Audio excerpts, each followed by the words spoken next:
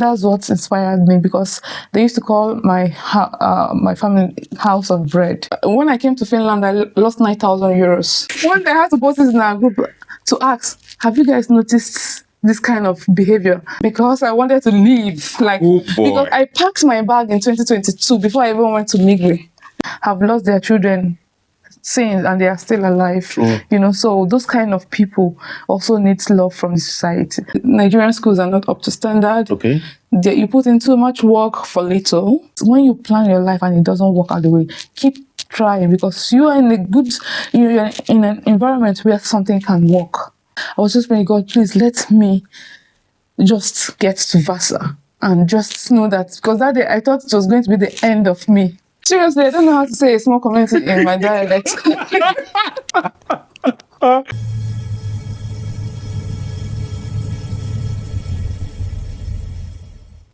Hello. You know my name already. But for the sake of this video, I am going to skip telling you my name. But make sure you do not skip this video. This episode is one that you're not going to miss. And I hope you don't miss it, because it comes with a different spice. On the Stephen Ikebude show, our intention is to amplify experiences that serves as diary and guidelines for those of you on the other side. And we have promised to make sure that each person who comes to this show as guest bring a diverse of experience, knowledge, and oversight that they have lived that will amplify the discussion around migration. And for you on the other side, you know, the best we can do is to make sure that we do not waste your time. So please join me as I welcome our guest on this show, on this particular episode. Today we have a different kind of guest, and you will see why she's different. Jennifer, Yeah. I welcome you to the Stephen Ikebude show. Thank you. And I'm glad to be here. Actually, we are the one that are glad to have the privilege of having you on. Thanks. You did a lot of sacrifice driving all the way to Vasa for us to record this episode. Yeah. Well, that's all we do for, one another. Thank you. So, Thank you. Jennifer, tell us, who are you? What you are doing here in Finland? okay, I hope I don't go off point. My full names are Ihejirika, which is my surname, Chinonye, which is my native name, Jennifer. Everyone calls me Jennifer. Some of my family members call me different things. I have many names, like stemming from my names. Okay. So yeah, and it depends on where I meet you. Okay. So where I meet you will determine what you call me. Yeah. So my mom calls me almost all my names. Okay. Sometimes she combines the two. So yeah, Ihejirika Chinonye Jennifer, that's what I go by. Okay. So, like you asked, what am I doing here? Let's say I came here to study and to work and to get away from the stress of Nigerian economy. You are from Nigeria? Yeah, I'm Nigerian. Okay. I'm Nigerian, and I'm from the eastern part. I'm from Owerri, precisely. That's Imo State. Okay. Yeah. So before I came here, I had my first degree in Imo State University, and I studied agricultural economics, extension and rural development. It's a 5-year course, and I did my national youth service in Bayelsa State. Okay. And then after my service, and I decided not to work for anybody, but something prompted that. I decided to start doing my own thing. Okay. And in 2018, I actually graduated 2016. 2018, end of 2018, I started trading. And I learned how to trade. As I was learning, I was trading, that kind of thing. I was trading crypto majorly. Okay. And I was also learning and perfecting my trades. So around 2019, 2020, I started teaching people how to trade, because I did I taught myself how to trade, and I learned how to do it, and I started teaching people. Wow. So between 2021 and 2022, I started trading for people. Yeah, there was actually this a friend. I won't say she wasn't a friend, but I met her because when you trade, you have the opportunity to meet a lot of people that you've not even seen before, people that you've not even heard of before. Yeah. So I met her through one of the trading platforms, and she was telling me how she bought a lot of coins and they're not doing well.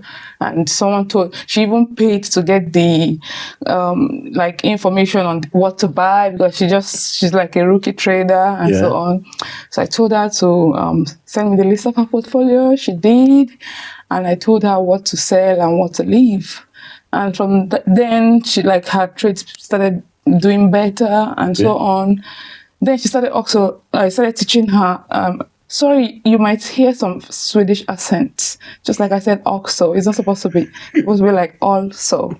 So, sorry. She lives in a Swedish-speaking city. Yeah. And our daily life revolve around Swedish-speaking things. So it's fine. It's fine. Yeah, it's part of the integration. Yeah, so that's how I started like helping, like trading. And then because of the gesture, she started recommending people for me to trade for. So some of them are from Canada, UK. They just give me their accounts and I trade. At the end of the week, they pay me. So yeah, until I decided to come, because I told myself during my first degree that I would never study anything, even if it's like language in Nigeria after that degree, that I will never go to any Nigerian school in my life. I would rather not study further than to go to that. That was a promise I made to myself, and everybody who knew what happened? What led to that? Because it's just we're not up to standard. The Nigerian schools are not up to standard. Okay. You put in too much work for little. And like the lecturers, will I say, nonchalant. Okay. They try to make you feel like they have your life in their hands. Yeah, without them you cannot scale through. But I used studying like to shut them up. So I graduated successfully. Okay. And then told myself never to study in any Nigerian institution again. Was that what led to seeking studies abroad? Abroad. So immediately I finished, I started doing my research and preparing myself in case any opportunity presents itself. Okay. So I take it. So yeah. So between 2016 that I graduated to 2022, I was actually doing my own thing. Trading and crypto and later forex. No, the money. No. So sometimes also it comes with cries, and I have had my worst losses in crypto. You can't even begin to imagine. Tell us. Jesus, I'm still introducing myself. No. You're not going to mention it and leave it. Tell us what the biggest loss. Well, the first ever loss I had, when the first ever loss I had was I was trading for myself and also for there's this investor from UK. It was my friend who introduced me to trade for him. He's a doctor, or let's say prof. And he also had other people trading for him. So what he does is he just creates, you use your account, he just funds it like 10K, and you trade every week. You tell him the percentage that you charge. Like me, then I was charging 40-60. 40 to 60%? Yeah, I take 40%. Some people I charge 50-50. And these investments were done in hard currencies, in euro or in British? USD. Wow. So it's not, I'm not charging you 40% of 10K, 40% of whatever I make. If I make $100, 40% of it. If I make 1,000, 40% of it. You did Nigeria at the end for USD? I never had any money in Naira while I was trading. So I always, if I want to go to the supermarket. What do you can't do for Finland then? What do you think? You see money for Nigeria in hard currency. Economy, and the things, shenanigans that happen around. You're going and a bus driver is insulting you or splashing you or still proving to you that they are right. I just don't like injustice, and there are so many injustices happening in Nigeria. How much would you say you have lost in one day as a trader? I've lost over, like, when I came to Finland, I lost 9,000 euros. In one day? Yeah, within the space of 1 week. It was not even crypto. It was forex. I was trading pounds. I was trading pounds, GBP. Oh boy. Against USD. And that was what set me back. Shit, man. So you were preparing yourself for any opportunity to study abroad. Yeah. And then why Finland? Well, I don't like noise.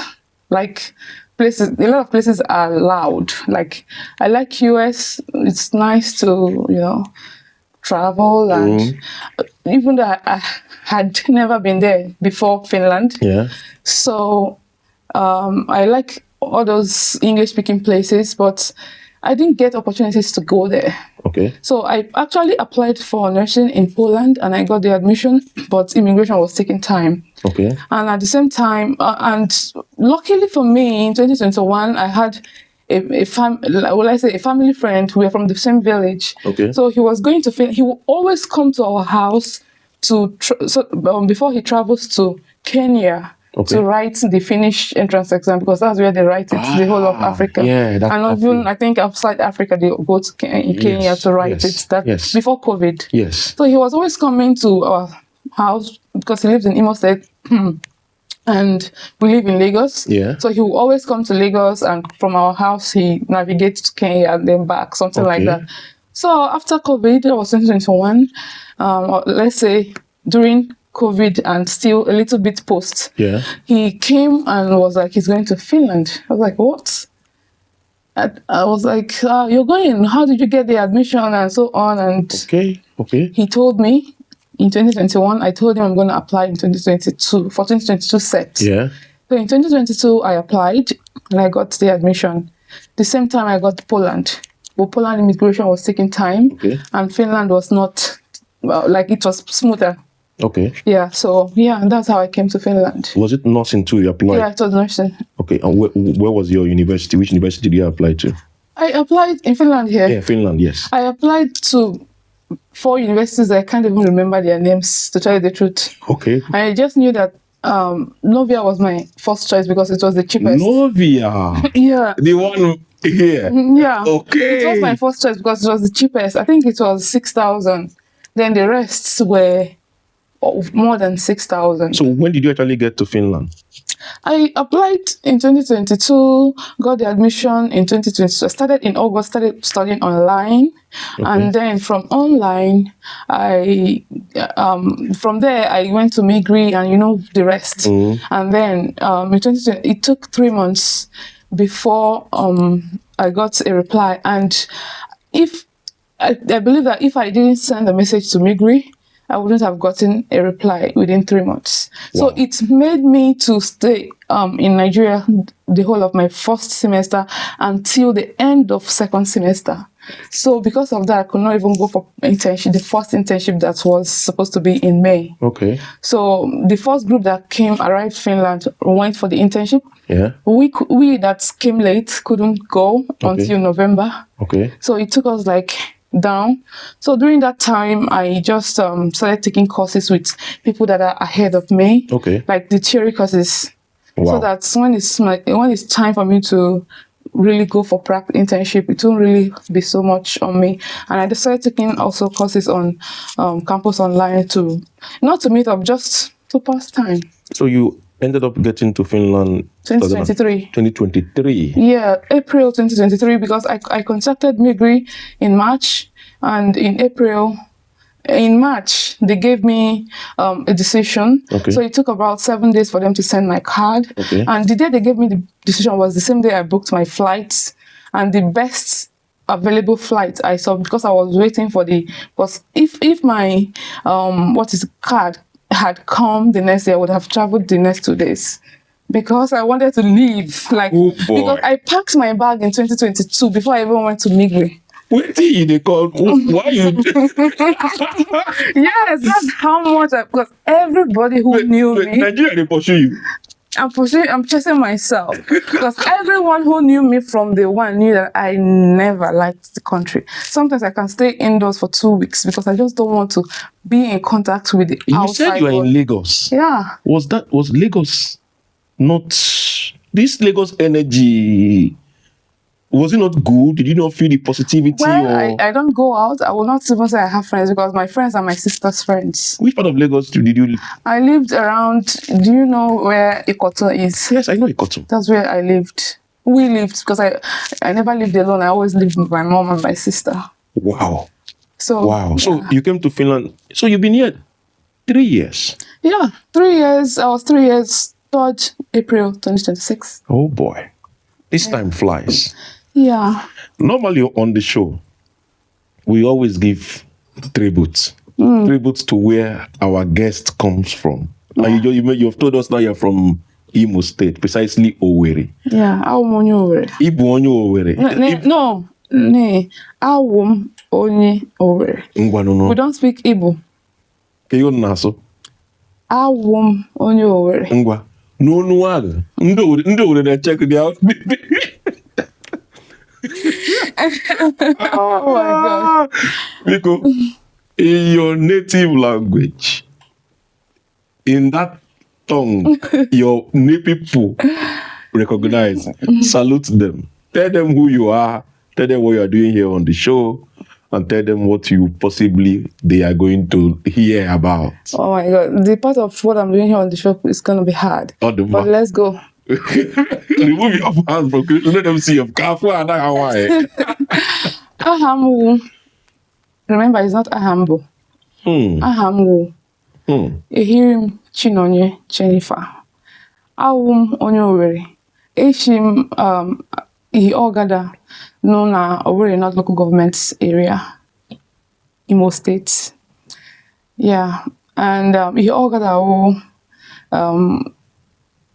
a small community.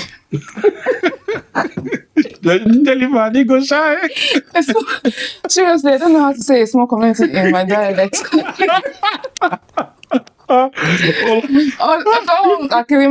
Ntakirimba. Yeah, Ntakiri small. Yeah, Ntakiri. Yeah, I know how to say it. So yeah, Ntakiri autonomous community. What is autonomous? No, yeah, but autonomous. Yeah, Ntakiri mba nwere onwe onwe. Yeah. So I'm a Finland Blacka. So Abraham Finland big akwụkwọ. Abraham ebe go nursing. Naguchala m afọ gara aga. So this n'afọ now I'm ebido hụkwa ego akwụkwọ ọzọ. Yeah, why did I say yes?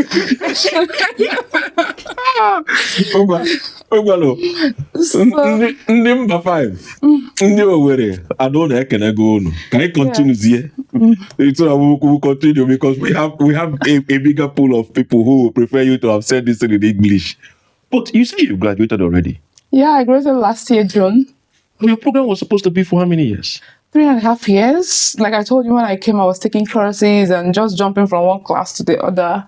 So you finished before your time? Yeah, I finished 3 years. Wow. So I didn't have to pay the tuition for the remaining half year. Was that the motivation? That was the motivation. So I had to do 8 months long practice. Shit. Congratulations. Thank you. In fact, 45.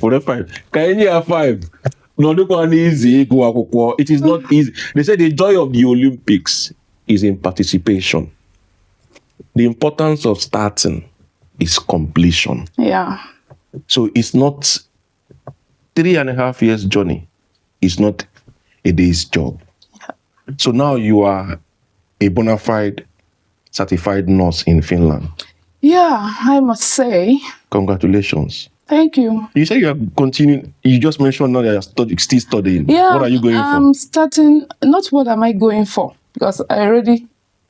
Will I say? Okay, I'm about to start. I'm going to start in 2 days. So I'm going to study a master's program in public health in England, but it's going to be a distance study. So yeah, Congrats. I'll start on Tuesday. Hopefully, in the next 2 years, I'll be done. That's good. That's good. How has it been for you 3 years in Finland? Well, where do I start? Before I came to Finland, because I like to plan my life. Like, I know that most times you plan and it doesn't work out the way you planned it. You know, there's something my mom always say that I'm usually, when it comes to getting things, I'm usually among the last people that gets it. Something that my peers will get in, maybe like this. Yeah. It takes me time, and it's not that I'm not putting in the effort. It's just like how God does it. Like they'll get, in terms of admission, they get first, and I have to wait and wait, even though I'll pass and pass. In terms of getting things, I'll wait and wait, even though I put the best effort and actually not doing bad. So, but whenever I get it, it's always the best. So that's what my mom always says this, and I believe it. I know it. I feel it happens to me all the time.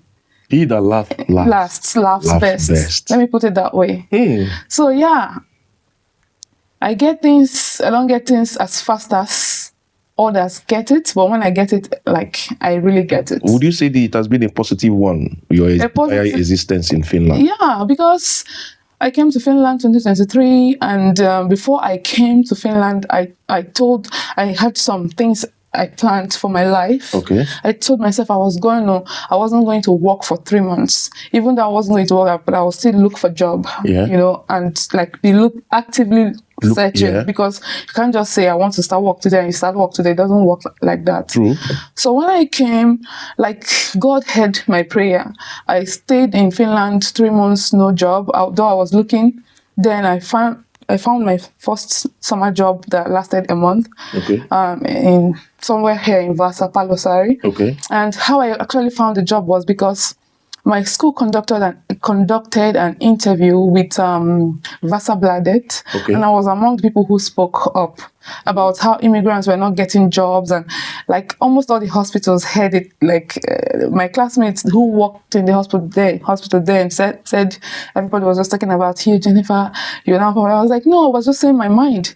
You come, no job, you come to them, they expect you to speak the language the same day so that you can get a job. It doesn't work like that. They have to, because we learn the language from the job. Yes. So I spoke up, and after that, me and some other classmates, it was all over the news, and then the Vasa Central took it up. So what they did was, all of us like that came, or maybe showed interest, they gave everybody 1 month contract. They didn't give one person 3 months. They shared it. One month, so that everybody will get, like, almost everybody in my class had somewhere to do their summer for 1 month, and it was because of that news. And because of you. Not because of me. Like, yeah, even though they might have captured particular things that I said, but it's a collective effort, you know, because my HOD invited them to come, because my HOD was like, my 18 years old son got a job, summer job, so in an elderly care home, someone who is not even a nurse, it's someone who is still in high school. And so people who are even qualified to get that job didn't get it just because of language. Wait. She was really pissed that we were not getting jobs. Wait. Do Finland employ people just because they speak language? My dear, even without qualification? Yeah, because it depends on the job. If it's like elderly care, because what you just need to know is how to take care of the patients or clients. You don't need to have, like, because most people that work there are actually from high school. So they don't even need us to have qualification. They just need the language. You just need to be able to communicate with the patient, because it's basically how you take care of yourself. It's how you take care of them. Clean them, give them food. That's it. There are specific people who have certain training. Like if you're a nurse, you have certain responsibilities that those other ones in high school won't have. Yes. Yeah, but every elderly care home must have someone or people in every shift who are qualified nurses or nursing assistants Okay. that can give medicine. Those people that are coming from high school don't do those kind of job. Their job is just to clean and feed and those things. Okay. But when it comes to medications and things that matter, it's the people that are trained for it that do it. But those ones are usually not a lot in the shift. Maybe there could be one person. There must be one person. Okay, one person. It could be 4 people. But there must be one person who can do that. So why then do they prefer people who only speak the language and not possess the qualification over those who have qualification without the language? It's not that they prefer, because I didn't understand this before I started working, until I started working and speaking the language. Then I understood why they would rather go for someone who speak the language. Even me, I won't lie, I would rather also go for someone who speak the language, because communication is the key. If you're working in an elderly care or in healthcare, and you can't tell your patient to take medicine, eat food, come and shower, like basic commands, like, because these people don't, most of them don't even know what they're doing. You have to care, like, when I mean really care for them. So if they don't understand you, the work doesn't go well. Sometimes they can be stubborn because they have the right to say they want to do something. What if they're trying to tell you that they're choking and you can't understand that? They are choking, you need to find them help. You get what I'm saying now? Yes. I'm not trying to say, maybe they are wrong or so. In their own way, they are right. Yes. But my point is, give these people, us who can't speak the language, the chance to come and work and learn the language. The best you can do for us is make sure that we are not everybody in that shift. Like most 90% can speak the language, so that the person who can't speak can always get assistance. You know. I like the area you took it to. Now you gave us 2 sides of the coin, and you're not only now working, like you said, you are a certified nurse. Yeah. And you are Finnish trained. You are trained in Finland. What is one area you think they need to improve on while they are giving people the educational qualification or training? What is one thing you think they should add to it that will better now those who they are training for the job itself? Language has to always be language. You know, how can they introduce it to the program to make them better proficient? I mean, those who graduate to have that language proficiency at the point they are graduating. I mean, it's 3 years course. Trust me, if you're learning the language for 3 years and you're not practicing it in any work environment, you can't speak it. In Novia, for example, first semester, first year, you learn Finnish, A1. Second semester, first year, you learn Swedish, A1. So it's compulsory. You can't even go to the next level without passing these courses. Okay. So in second year, you choose, do you want to become a Finnish Swedish or a Finn? Okay. So you choose, sorry. Yeah. And then your Swedish language is really taking away this English little by little. It can't take away English. It's just that sometimes I just, chip it in, but like it's just in my head. Yeah. So you choose what you want and then you start going for it.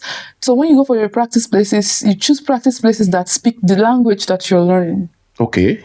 So when you go do anything, just try to, mix in with that language. Okay. So you don't get confused picking the both languages like Finnish and Swedish. Yes. So now schools have included, I don't know about other schools, my school introduced it, and sometimes they even send us some links of other platforms that teach the language. And the language teaching, the language course, the one that you did in Novia, would you consider the curriculum or the study time or the teaching time for the language enough? No. So it's not adequate for people to actually grasp it from there? You can grasp basics and that's it. Because most of my classmates went for language schools. I never went. I don't even know what the 4 walls of a language school look like. You didn't go to I anyone? didn't go to any language school, so I can't say what they are. I can't compare because I don't have what to compare it with. True. But I would say if you really read the material, you have a lot of materials to really make you know the language. But you can only, but those materials can only be useful to you when you work or practice in an environment that speaks that language, because you might be seeing those things. Yeah, you can say it, you know what maybe when you read it, oh, I know this word, but can you speak it? Because the pronunciation might be different. What secret did you use? You just graduated, but you're already working. Well, because during my school years, I took all my internships to a Swedish speaking language, Swedish speaking city. And I did all my internships in those places, the ones, because I also have a hospital there. Okay. Even when they didn't, because when I was doing my surgical practice, I couldn't, because they don't have a surgical word. So I took it to another city that is not in Kokola. It's in Kokola. I did it in Kokola. Okay. So because Kokola is it's like central hospital, just like Vasa. Yeah. So I took my practice, that one. I told my lecturers that I want to do it there because I live close. Because by then I had moved to Jakobstad. Aha. Was Jakobstad also the city you chose for your internship? Yes, I chose Jakobstad Hospital for all my internships. Wow. And then for that surgical practice, I chose Kokola. Yes, Even though Kokola is a Finnish speaking place. Yes. But I was lucky that the hospital gave me 2 supervisors who could speak Swedish. So you made that decision. Yeah. And it made it easy for you to get the language. Yeah. Enough time to practice it the language. And learn the language of the work, which is the work language. Yeah. And then it increased your chance for work. Yeah. Because then my supervisors would speak English. I'll be like, please, don't speak English to me. I always tell them plain blue, don't speak English to me. Speak only Swedish.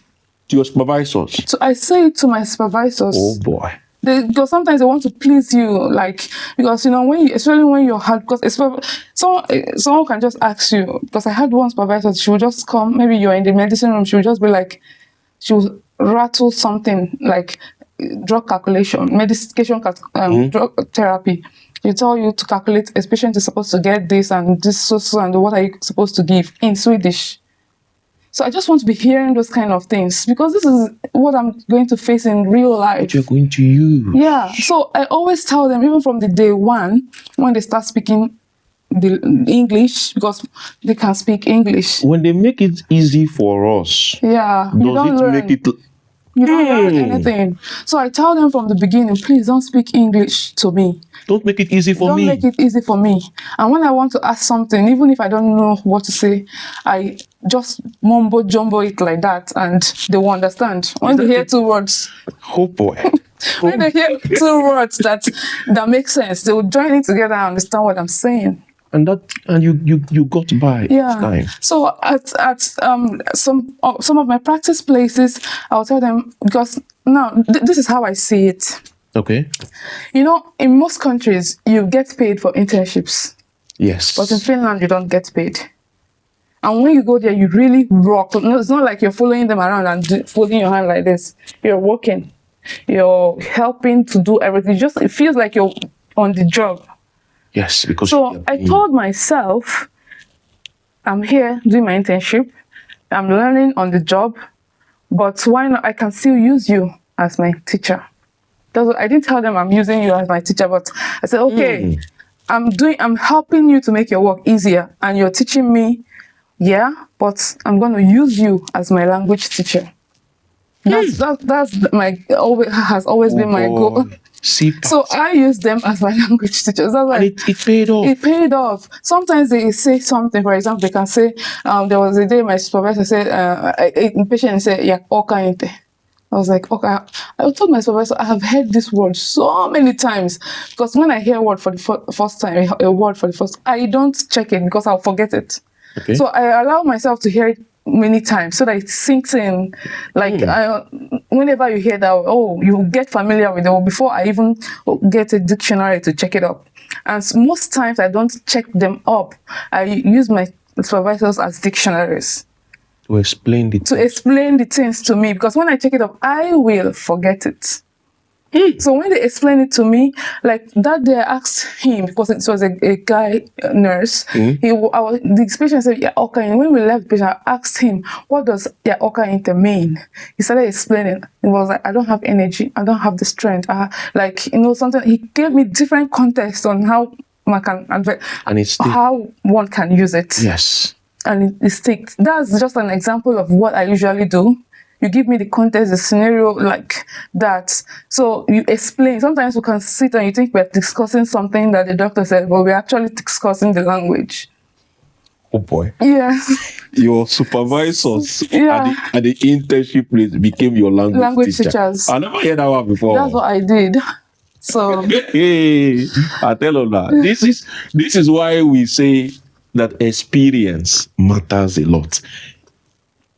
Finland, yes, do not pay people to be interns. Yeah. Do you think they should introduce? I think so. But you know that most people, what they actually came here to do is just to finish quick and make money. So it's really like, if they pay people to do internship, a lot of people who work and study won't work and study. Yes, because now they're getting money from because we have 10 internships, 10 that last five weeks. Wow. Yes. That's a lot of time. That's a lot of time. So imagine that you're paying them. They won't, when they go home, they won't think of a job because you have to pay tuition. Yes. So they won't think of, they'll use that time to even learn the language faster, or even enroll in a language school. Yes. But because some people will go for the internship and still go to work the same day. This is a reality. It's not as if I'm not hiding it. That's what's happening. You know, we know. And there is need for us to say it the way it is. You get? So imagine that you're paying me, even if the salary is half of what it's supposed to be. I'll be like, I have my rent. I can still make my tuition from this pay. Yes. You know? I'll do language, because you know that that's what you need after this qualification. And not only that, it will build up the desire to learn the language, because now you see the importance of it in the workspace. Yeah, because I could remember those days when the bosses in all the wards, because I worked in different wards in the hospital. Okay. They'll be like, oh, how many years have you said? Then it was like 2 years. Like, only 2 years and you already say, yeah. They don't know that I was using them to learn how to speak English. So and you still live in Petersari, in Jakobstad. Yeah. Do you see yourself moving to a bigger city? Well, if I get the only big city that I have it's not actually a big city. It's actually maybe as small as Petersari. Okay. It's Holland. Avenama. If I have to move Holland, if I have to also move to a bigger city, for example, it has to be a permanent contract that will take me there. You mentioned Holland, Avenama in Finnish, and it's a Swedish speaking place. Community. Yes. Are you now basing your choice of place to move based on the language? Based on the language. Because I'm not ready to learn another language. That's like going to be a setback for me. So language is now a big point of decision for you, because you understand that without the language, you cannot earn easily in Finland. Even if you can earn, I will feel useless. Let's assume that a company or a hospital calls me from Helsinki and say, you start work tomorrow, but it's Finnish. And this permanent contract will pay you well. I will start the work, but the truth is I can never be happy. I can never feel like I always feel like I'm incompetent, even if I know what I'm doing. Yes, I always feel like I'm not giving my best care. Do you still do crypto after you moved here? Well, I did it for a while, and then I think I stopped last year. It's not that I stopped. I still have some things left, but I actively stopped trading last year. To focus now on nursing and academics. And academics. Yeah. You have really done quite a lot in 3 years in Finland. If we are to look back, what would you refer to as the biggest shocks as somebody coming from Lagos, Nigeria to Finland? 3 years you have lived here. There are certain things you have seen that were like, what would those cultural shocks be like? Cultural shock. Here, everybody looks quiet. But if you want to know that they are not quiet, just share one secret with one person. Before 24 hours, the whole world will hear it. Jennifer said, oh, she studied economics, and another person said, oh, but I didn't tell you this. This is what I said to someone, and how did you hear it? So if you don't want anybody to know anything, don't even say because this person is my friend, he or she won't say anything. And sometimes they'll be saying it in your presence and asking you to confirm it. Is it among the Swede, Finnish, or Finnish? Okay, yeah. The gossip at the workplace. It's not even gossip. This is like open conversation. Oh boy. Yes, because now imagine I come to tell you, I got admission in England, and you just said that in the morning with maybe your friend at work. Yeah. And maybe someone sitting beside heard it. Yes. And Jennifer said they will not say it and ask you to confirm it. Is it true that you're going to so something like that? I was like, what the hell? Is it your business? Something. It's another cultural shock that I have here is that I've seen here is the fact that someone can confidently ask you about your life history without batting an eye. Like had boyfriend, gift, had a ban, babudo, blah blah blah. Huh? Your life history, just like that, like a small talk, yes. And it's comfortable. Yes. Yes. I can't even begin to wrap my head around it. That's so true. I get that every day when I drive. Every day, I could remember when I was doing my practice in the hospital.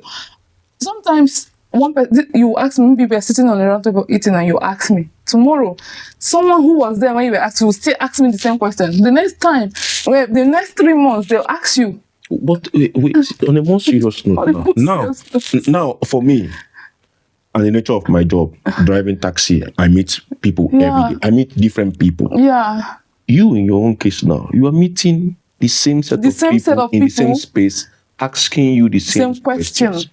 Could it be for entertainment? I don't know what it is, because a lot of people come to work, they take shift. Sometimes they have not had time to have a conversation with you, while some people have had time. So the conversation that Mr. A or Miss A is having with you is none of their business. They will have time for their own conversation. I like the way you put it. So it's personalized. Yes. Even if I hear that, it no matter. It no matter. No be me ask you. It's another person that asks you. So you have to also tell me. And this will occur to you that the person you're asking is not even asking you back. Like maybe you ask, had a boyfriend? And I say no. And maybe I ask, Hadu. But I didn't ask you anything. And you keep asking. I didn't even... Oh boy. I keep replying and not asking you back. Sometimes budu, have family, budu, ensa, blah, blah. It shocked you, Abby? It shocked me. It shocked me. One day I had to post this in our group to ask, have you guys noticed this kind of behavior? They're like, it's normal, just leave it. Which group did you post? My class, we have a class group. Okay. So I used to ask, we used to converse a lot and make jokes, and said it's normal, deal with it. Oh, so you people have your WhatsApp, more like a small community of fellow students. Just class, like our class. Yeah. Yes. In WhatsApp. In WhatsApp. Was that helpful in any way? Very helpful. We share links. We share, like me. I cannot get something and keep quiet. If I get a job somewhere, guy, I'm telling you that. Wow. But I'll tell people that are closer to me first. Okay. Go and try here. This is what I did and this is how I did it. And most times, a lot of people has gotten job like that. People that I know. So I will not see that I have got something somewhere and keep quiet about it. Now that you have graduated, is that group still active? It's still active. And last week, people because there is this scholarship that they give every year. Yeah. So people, when they graduated, so they're supposed to apply for the last time. Yeah. So the link is out. A lot of people are out of the Novia emailing stuff. Yes. So someone posted that, okay, the link is out, so it's starting from first mail, you have to go and apply. That kind of thing. Yeah, that's a small functional community. Yeah, it's sometimes we will not talk for 2 months, or somebody will come and make one joke, or maybe post one picture that we took together in the class, and everybody will laugh, and sometimes we just check up. Yeah. Do you guys have intermittent, for instance, every party or hangout? We've not had like class party or hangout, but there are some of my classmates that live in Jakobstad too. Okay. Because when I moved there, a lot of things changed. Because a lot of people started coming to Jakobstad also. So what I used to do is once in a while, when I will just ask them when they have time.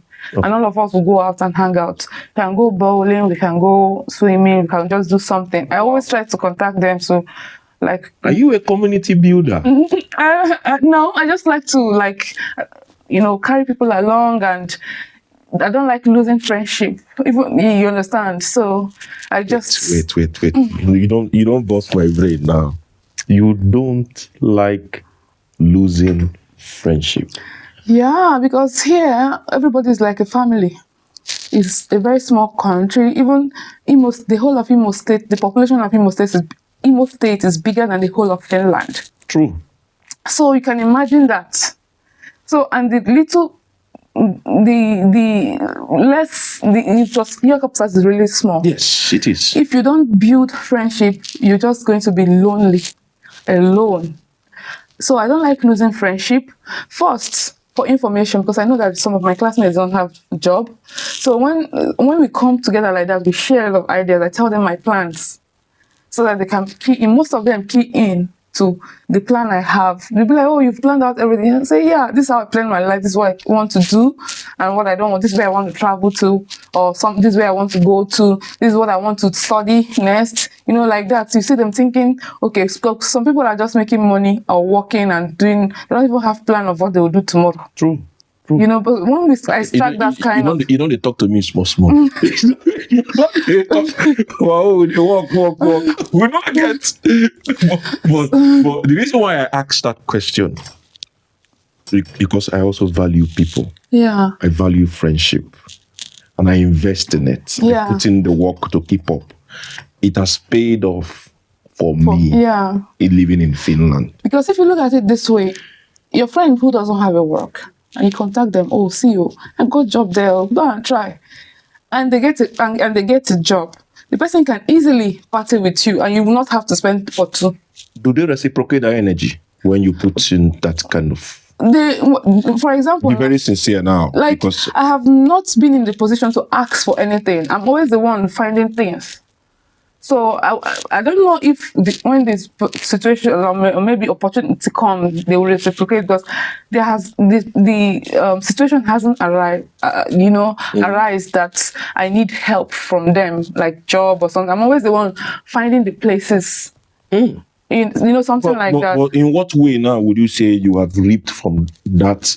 Not necessarily regarding job, or maybe giving you any kind of help, but your association with that group. The joy, the laughter, because I invite them to my house and we play games, I cook and we eat. See, that's the only thing I want. It's not about community. Yeah. Do you belong to any other community association? Well, the Nigerian Association of the Vasa Association of Nigerians. Yes. Immigrants. Yes. Yeah, in Vasa for Nigerians.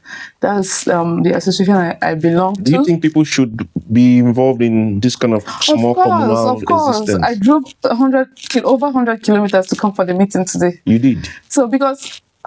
And you came all by yourself. I came all by myself.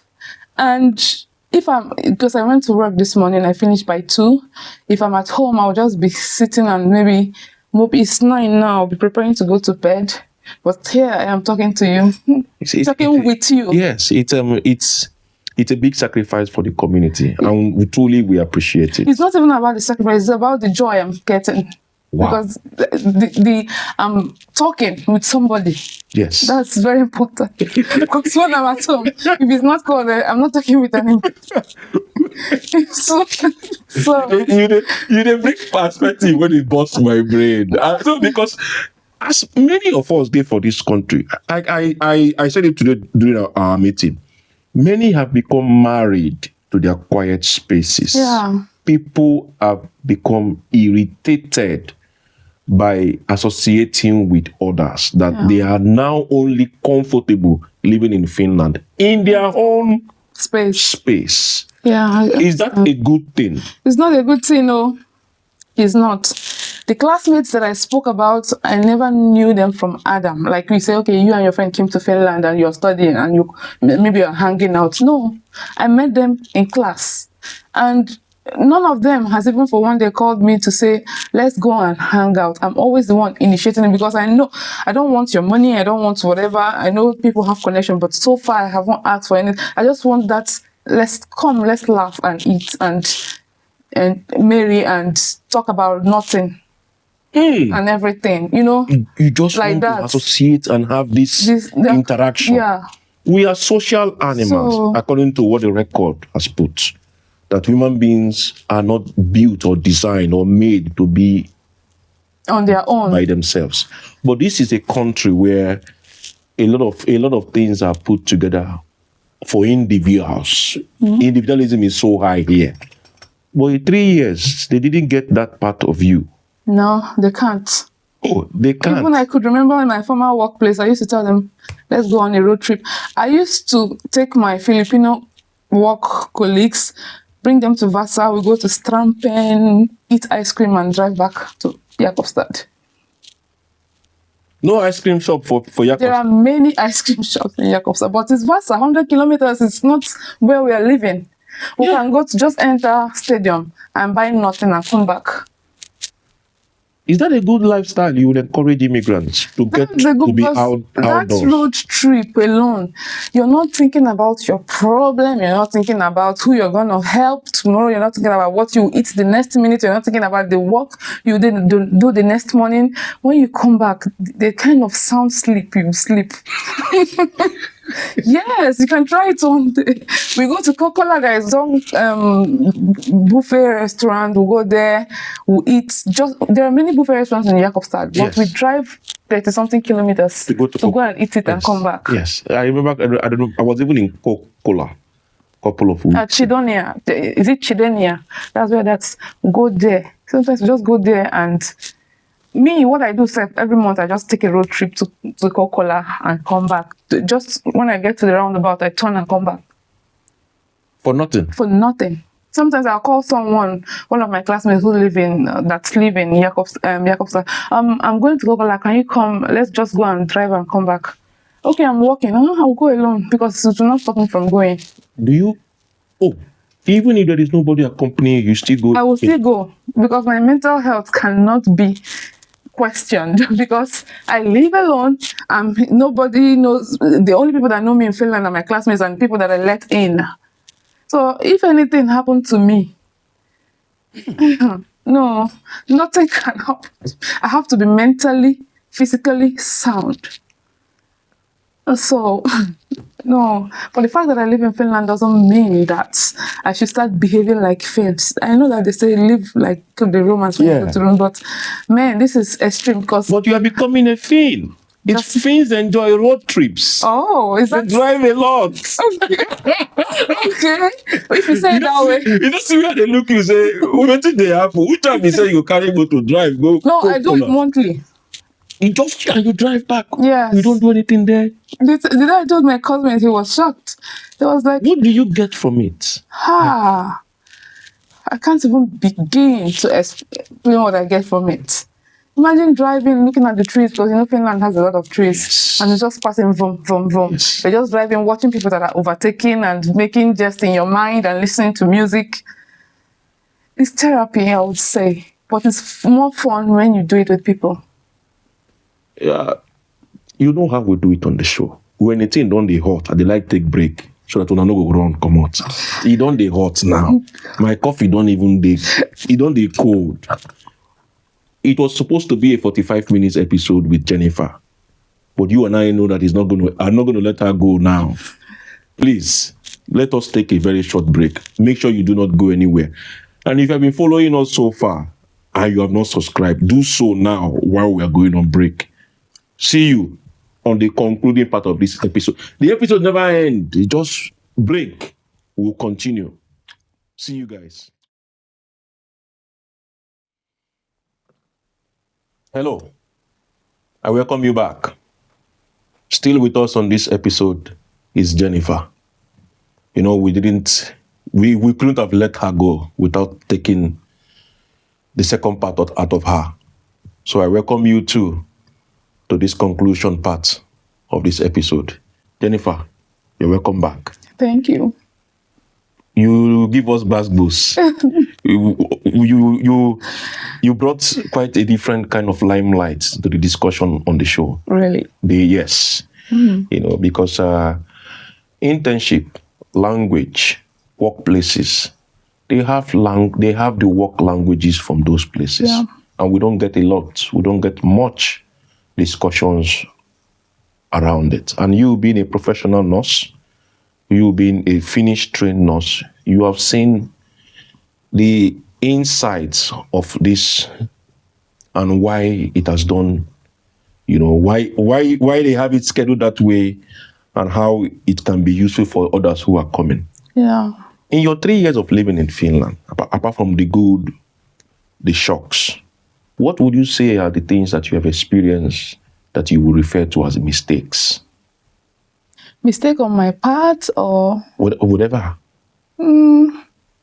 Well, so far I can't think of any on my part any mistake because so far, you know, earlier I was talking about things coming for me late, but they usually when they come big. Yes. Or they come good. Do you prefer them big? I prefer them big. Wow. I prefer them like just want the full package of everything. Oh boy. Yes.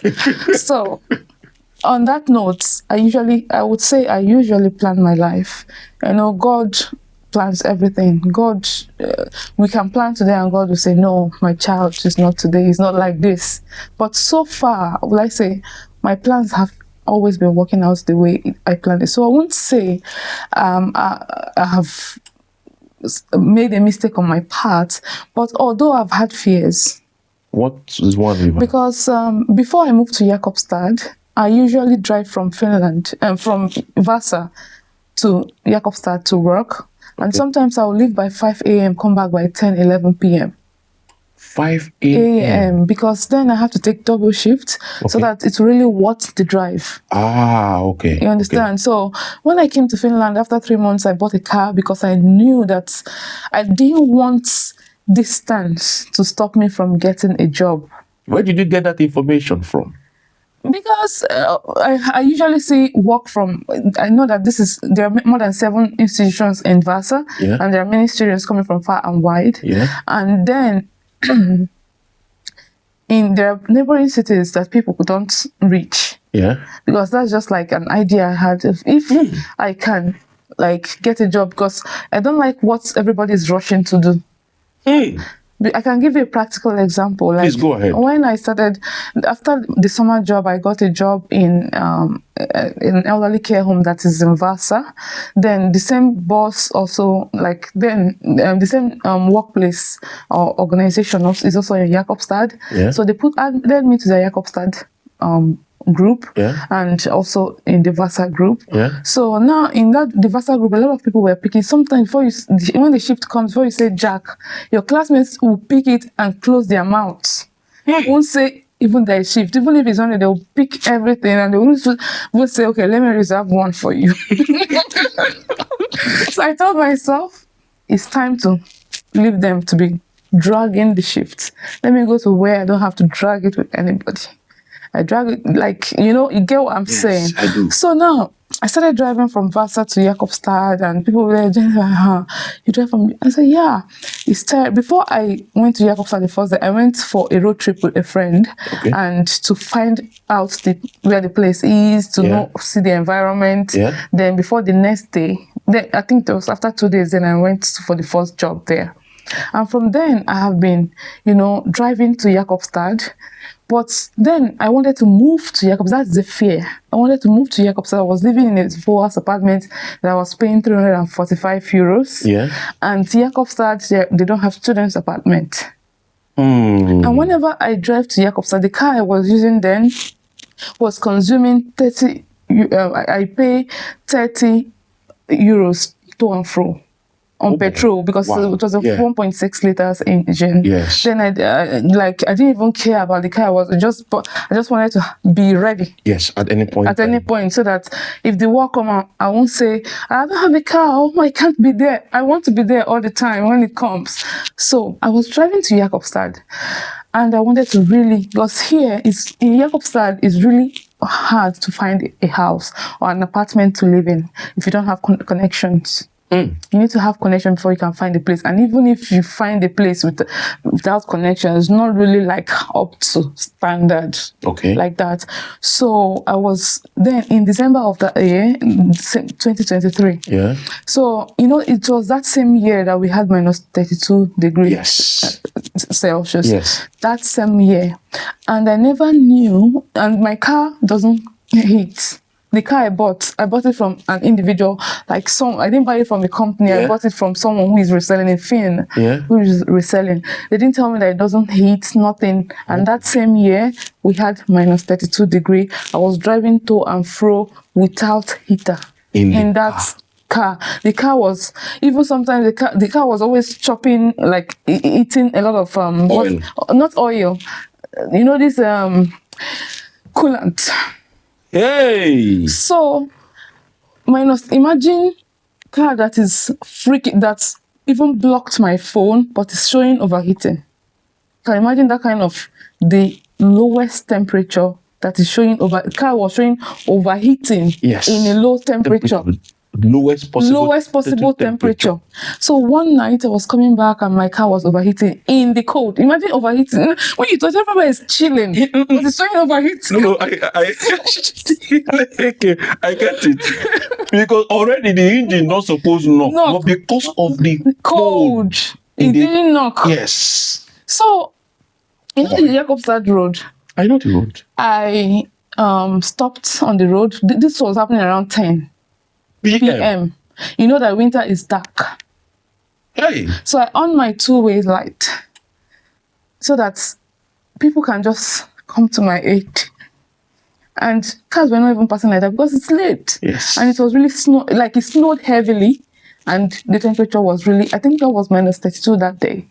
So I stayed there to allow the car to cool down so that I can continue, because I was just praying, God, please. It was 40 minutes left to Vasa. 40 minutes left.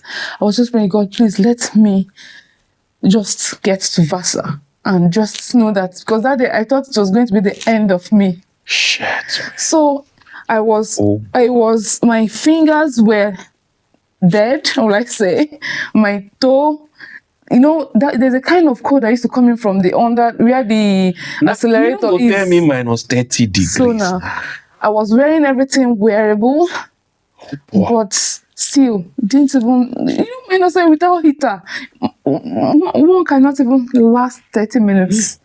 So I don't know how I lasted 30 minutes, but I got to Vasa after with the same car. With the same car.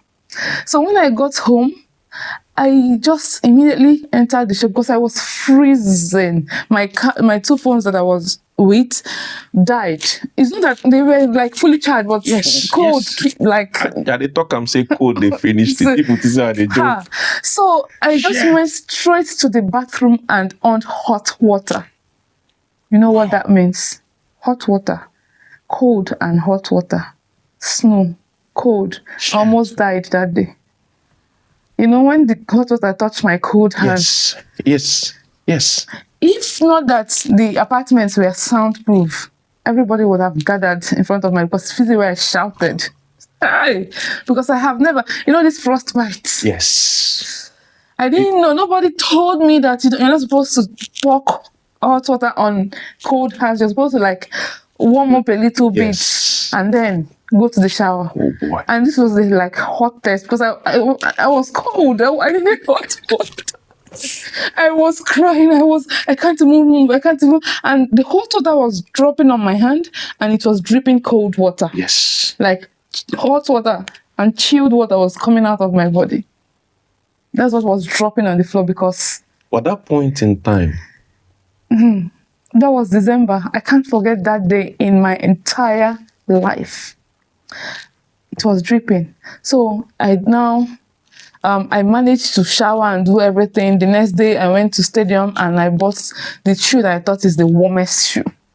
So I don't care how much it costs, I'm going to buy it. But that shoe did not help me in any way. I bought the ticket, so it didn't help me in any way. But luckily for me, and I was spending a lot of money. Good, December, the money is good. Yes. Because when you work on Christmas days, it's 100% double shift, double pay, and all those things. The money is good. But what I spent on petrol just in 1 month was around 600 and something euros. 1 month. Oh boy. And I was paying 345 euros. For rent. For rent. That's already over 1,000. That's when I told myself, even though at the end of the month, I still see money. You understand? After the whole deductions. But that's when I told myself, I can't live in Vasa anymore. I have to move. But though I have been looking for a place, because I could remember before that December cold, and so I was sleeping. Sometimes I go to work and I was sleeping in my car till the next day. You did that? I did that. I'm saying it, this is like online, right? Here, because the hustle is real. When you say, Jennifer, you're not even I suffered. Hey! I sleep. There was a day I finished work and I was in my car. One of the night nurse, because I parked in front of the workplace so that I would come. Because the next day I have work, and if I drive to Vasa maybe till 11, I have to leave the next day by 5 and come back to the same place. So I told myself I was going to sleep there and come. Cold finished me because the blanket I thought I had did not do anything. So that day, the night nurse saw me. She came out and said, "Oh, you're here." She said I should come inside and come and sleep on one of the couch. So from there, my boss started allowing me to sleep in one of the storage rooms. I had a comfortable, cozy apartment because I was living in a studio apartment in Voas. Yeah. It was to my tastes, yes. but I was sleeping in the storage just to avoid that driving back and forth. Wow. So when that's to tell you, it's not easy for anybody. Everybody wherever you are today, there was a story. Yes. So, but I didn't give up because I know what I'm doing. Just sleeping, right? I will finish the work and still go back and sleep on my bed. But babe, you been. I don't care. When you do the thing, you don't feel that babe in you. I don't feel anything so long because money is involved. Evil girl. So I was sleeping seriously because. Wait. We need to unpack this. No, because this is a real life story that you just shared. It's a journey you went through, but you persevered. Yeah. You were mentally strong for it because not everybody would go through it and come out at the top. You did go through it. To unpack it, you chose a small city because it had more opportunities of job for you. Sure. You avoided the place where there were too many people wanting what you needed. Yeah. It's like somebody who go to fetch water from a river. If there are too many people fetch water from the river, it is not going to settle. Yeah. So you left the big city for the small one. Yeah. Was that a good move? That's why I told you it was scary at some point. So that's where I was getting to, because it was really, really scary. Yeah. So to cut the whole story short, because then I had only done one internship. Yes. So I thought about it. So how am I going to survive? How am I going to come to school? Because then I was still in second year, second semester. That was when I moved to Jakobstad. So the next internship was supposed to be from March, the 2024. Yes. That was my second year, second semester. Yes. March 2024. So I told myself that I'm going to book all my internships. I told my lecturers, because whatever I want to do, I carry them along. I tell them this is what I want to do. So when they plan, because they plan our internships. Yes. But after that second internship, I started planning my internship. I'll just tell them what I want to do. Yeah. So they planned that one, and luckily for me, gave me what I wanted, which was Jakobstad. And I tried my best to find an apartment. Then I ended up finding an apartment that is worth 615 euros. A month. A month. It was double what I was paying. And it was 15 kilometers to my workplace. Even in the same stuff. Shit, man. So I did. It was like gold. It felt like I picked gold, because you know what it means. You finish work and you just drive 15 minutes home to your house. To my house. I don't need to drive 100 kilometers, and I can even stay at work and play around small if I want. Yes. Before I go home, it's close. But 15 minutes is still a lot. To me, it's gold because you have. Your experience. My experience. Oh boy. So I found like the landlord was really nice, but the apartment was too big. A very big living room, 2 rooms and a kitchen, 65 square meters or something. After like 6 months, after a while, it was from there I did the Coca-Cola practice, like internship. Yeah. Then during my primary care practice or internship, I was still there. So that was when I started, because me, I like to speak up wherever. If I need something, I say it. I don't close my mouth, because a closed mouth is a closed destiny. That's true. That's very true. So my supervisor then was, so that was how I found the apartment before I deviate. I found the apartment and I was really scared. I didn't have you found it through that nurse? No, I found it on Facebook. Ah, okay. So now I was really scared because I cancelled my, I gave out my Boas apartment and still put it on cancel. Yeah. You know, depends, because you're supposed to cancel for like 1 month. Yeah. So I can get my money back. Yes. So I was really scared. And then it was September of 2023 that I lost 9,000 euros from trading. Yes. So it's just like, and that 9,000 euros was not entirely my money, because I told you I was trading for people. Yeah. And it's not people that I was trading for big money. This forex, I was trading for people that opened accounts with like 1,000 euros. Yeah. Even my mom was inclusive, because I also trade for her sometimes. Wow. So, and there were about 4. So my money there was around 5K. And their money was around 4K. So there are 2 people that I had made a lot of profit for, so I didn't pay them back, because then the ones that I trade forex for, I used to, if you've not made any profit, if anything happens, because it's risky, especially those ones that are not strong-minded in trading, I pay them back. Okay. So that thing happened, and I had to pay 2 people back, because the other 2 are already made. They have made more than they even started with. Okay. So they had made more than they started with. So I didn't pay them back. They didn't disturb me. Okay. So this other 2, I had to pay back. Wow. So now imagine losing that kind of money, and I pay tuition 6,000 euros, and because I pay my rent in advance, something like that.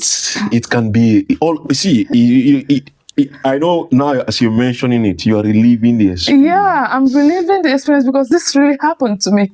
It's because I don't tell it. I don't see them as. Does it hurt you? It doesn't hurt me in any way, because I don't see it as anything. I just see it as phase. Because you overcame it. Yes, I see them as experience, because it's based on this experience that I used to guide other people that have not even gone through the same thing, so that they will not have that same problem. You just amplified the reason why we have this show. It's about experiences for many who are going to come. Yeah.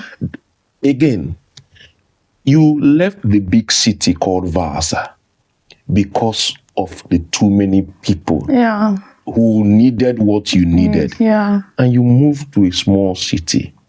Is that a fine approach you would recommend to people? Of course, because even with the fear, I conquered, because then I think I was having just small money left on me. Yes. And I had paid the rent, although I had work that I was doing that could also keep paying the rent. Yeah.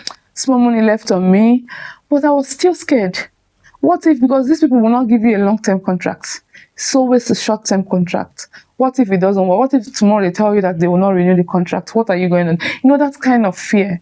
Well, how are you going to pay your rent? Are you going to start asking people for money or something? Because people used to ask me, did anybody sponsor? Because I'm a lady. So the general ideology is someone sponsored you to come. Yes. No one sponsored me. No one even paid my flight tickets Oh, It's not as if I have relatives that can, but I didn't ask because I worked hard to get it.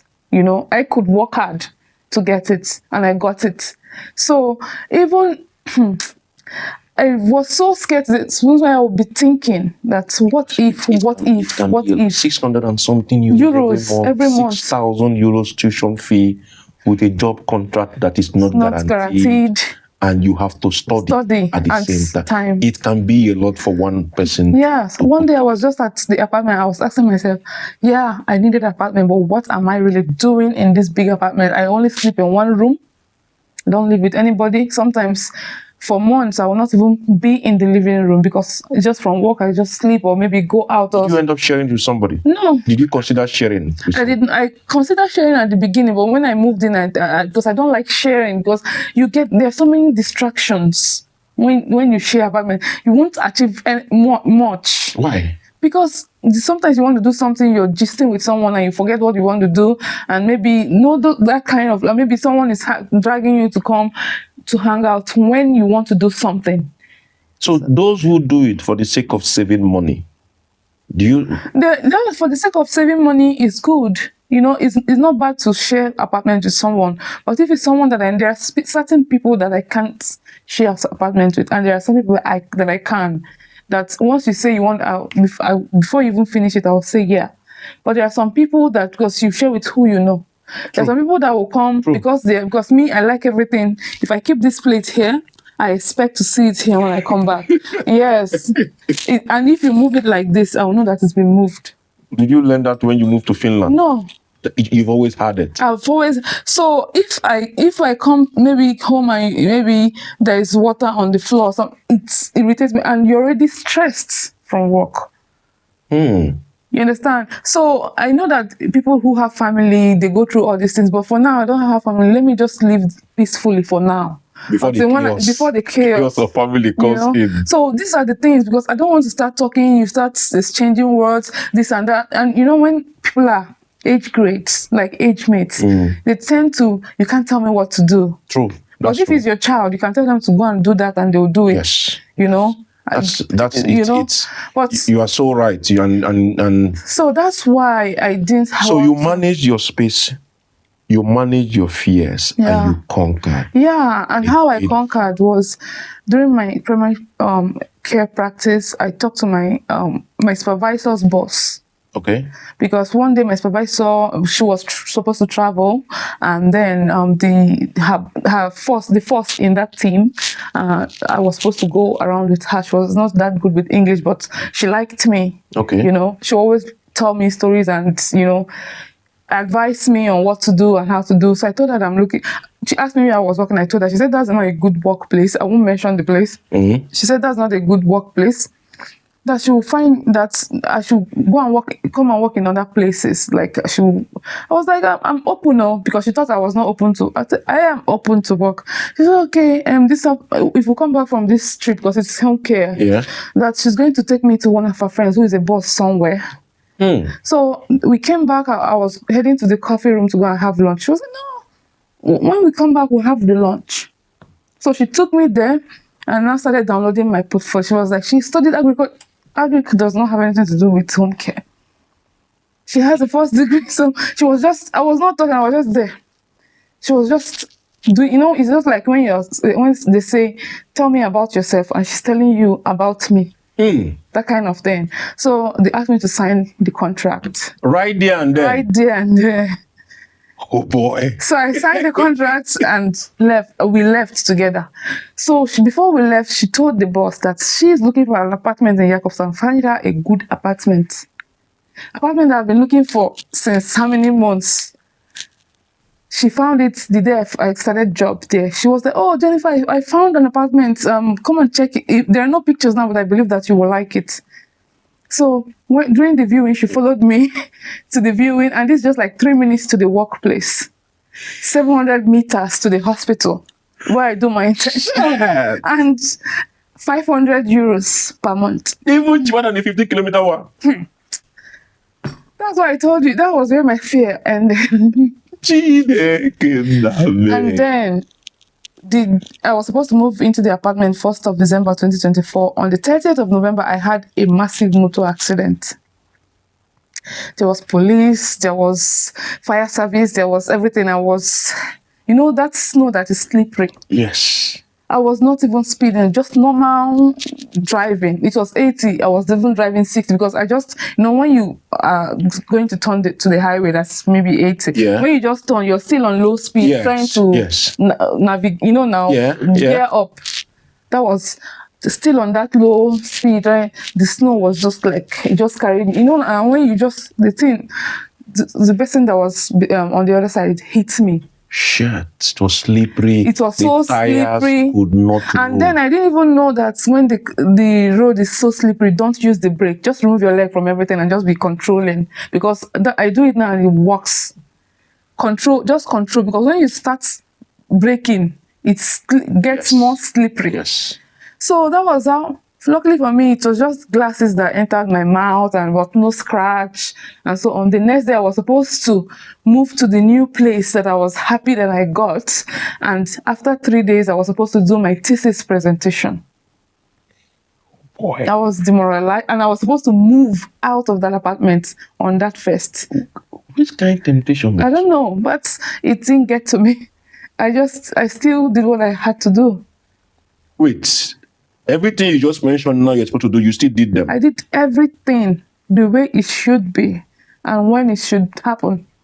Because it's just a setback. You say you are from which part of Nigeria? I'm from Imo State. Where you get where you put your two legs. Wait, which kind of rosary you pray? I don't know. Are you a pray? How committed are you to God or faith, or are you a Christian? Let's even start from that. I'm a Christian and I don't believe in shouting when praying. I believe in talking. You see the way we talk now? Yeah. That's how I pray. Which denomination of I'm a Catholic. You're a Catholic. Yeah. You pray the rosary? I pray the rosary, but since I came to Finland, I haven't. But I still pray. The God where you serve, you carry them along. Most of my prayers are like Thanksgiving. When I wake up in the morning, instead of saying, God, give me that, I say, thank you, Jesus. Like, I thank God for that I'm alive. I thank God instead. When you were baptized, is there any particular rare oil they use to put for your head? I told you that my mom always says that I get things late, but when I get it, I get it. Like, I get the best. Sincerely speaking, I will tell you that you have been getting the best. So that's my life. Oh boy! So far, I moved the next day. I rented a van. Luckily for me, I had a friend in Jakobstad that helped me to move. Yeah. I moved to the new place, even though I didn't arrange anything. I just left it. At least I have moved. Right? I moved. Then I had not even then presented, done my PowerPoint for the thesis because I could not even think of anything. Your hands are full. My hands were full. Life was happening to you. Yes, life was really happening to me. It's like 3 days. Everything just scattered. Do you know what it means to have an accident? It was entering your mouth, and you still did everything you had. Actually, then I had to block the road so people would be diverting like this. Because the car, I entered a ditch. If you see the car, so it'd be like the person that came out from this car survived. But nothing happened to me. I didn't even feel pain in any part of my body. It's just that because when the stuff opened and I was playing, oh my God, I was playing a Christian music when that accident. There's this song I was just learning new. I Speak Jesus. That's the title of this that song. I was just playing it. Oh boy, you have the only accident I have actually had in this country that I would actually refer to as accident, me personally, in my over 13 years of driving, was a couple of months ago where I hit an animal on my way going to surf. Yeah. And I hit the animal, the whole front bumper was gone. When they did the analysis, the insurance repairs, it costed over 15,000 euros to repair. And insurance deductible. Yeah. It's over 3,000 because the car was owned by the company. Yeah, so yeah. I need to pay that VAT part, which is the tax. No, deductible was 200 euros. Yeah.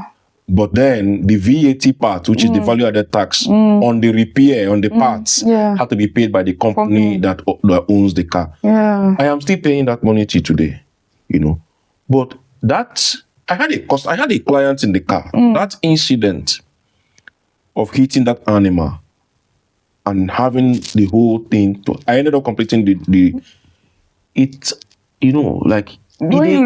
affect the mind if you don't be careful. Yes, it's affected me. I won't lie to God. Because I would think, so because, I had a dream that I was going to have an accident.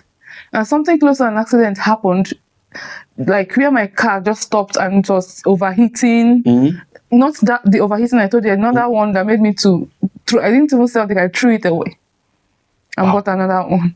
So I felt that was the accident. Not knowing that there was something. Yes. So when sometimes I will stay and play, it's like, that's something that will happen and some people will die. Yes. Because you need to see this accident. People die. Sorry. People die just by hitting animals in this country. Yeah, because even when immediately that accident happened, the car behind me stopped. They helped me with everything. They took me to wherever I said I want to go. Natives. Swedish speaking Finns. I don't know what they speak, but if I had said I wanted to come to Vasa, they would have driven me to Vasa. And they didn't know you. They didn't know me. They just stopped. They were the ones that called police 112 and called everybody that's supposed. They examined me inside the ambulance. Like, it was serious business. At that point in time that they were helping you, do you see them as people who hated immigrants? No, at all. Because you don't know me from other. You just saw an accident and stopped. Because my car, they even had to, because when I entered inside that ditch, because it was off the road, that place, that's kind of, the road is like up, and then you're down, you're down with your car and everything, the lights shining, and they were like, when the thing happened, it was like movie, horror movie. Oh boy. I was just like this. They thought I was in shock, but they didn't know that I was thanking God. I was just like this. I was still trying to replay what happened in my head, because what happened, I don't even know. When they came and they helped you with everything that they could help you with, I don't know what kind of mindset or perception you had about Finnish people. I don't even have any bad mindset about them. So when you received that help, that love, that salvation, that support, what kind of perception did you start having after that time? That's when I knew that, these people, everybody have their weakness, but when it comes to safety, I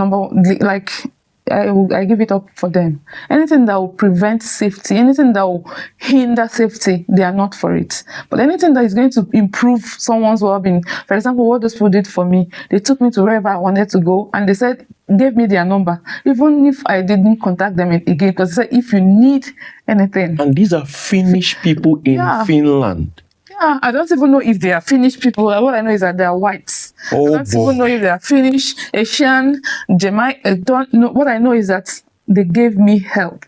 Their heater was like, the heater in their car was low because of me. They increased it. And, do you want water? Rinse your mouth, because they know that. Are they speaking Finnish? English. How? English. So that was, you asked about setback. It was not actually a regret, because it felt like something that I knew that was going to happen, just that I thought it had happened. Yes. So it didn't set me back in any way, because I still moved. I called Finnish, because they're the insurance company that I use. They gave me a car to use for 2 weeks, and this car is like 2024 model of Volkswagen. I didn't play with insurance. 2024 model of Volkswagen, and I was driving a 2011 car. So from 2011 to 2024, I was feeling like a chick. Soft life, princess treatment. You see this Jeep, it made me wonder, where when they see this money. I told myself that, from that I told myself I will not drive any car that is less than 2020. I'm less than 5 years old. That's That's why I all. told myself I won't That's drive any all. car again that's less than 5 years old, and I haven't. So Oh, because, and you haven't. and That's so, but the point is, I got help. I didn't let that predicament yeah. set me back. I presented my thesis and still got the highest score. Yes, I got so I said that I'm just trying to say you can't allow life to control you. If you're in charge of your life, especially when you have planned it, you know the next thing to do. Yeah, it's an accident, it happened the previous day. Wait, but there is something planned for the next day. But you have a very different kind of asene. You have a mindset. Asene is Finnish word. It has to do with mindset. You didn't get all of this in your 3 years of living in Finland. No.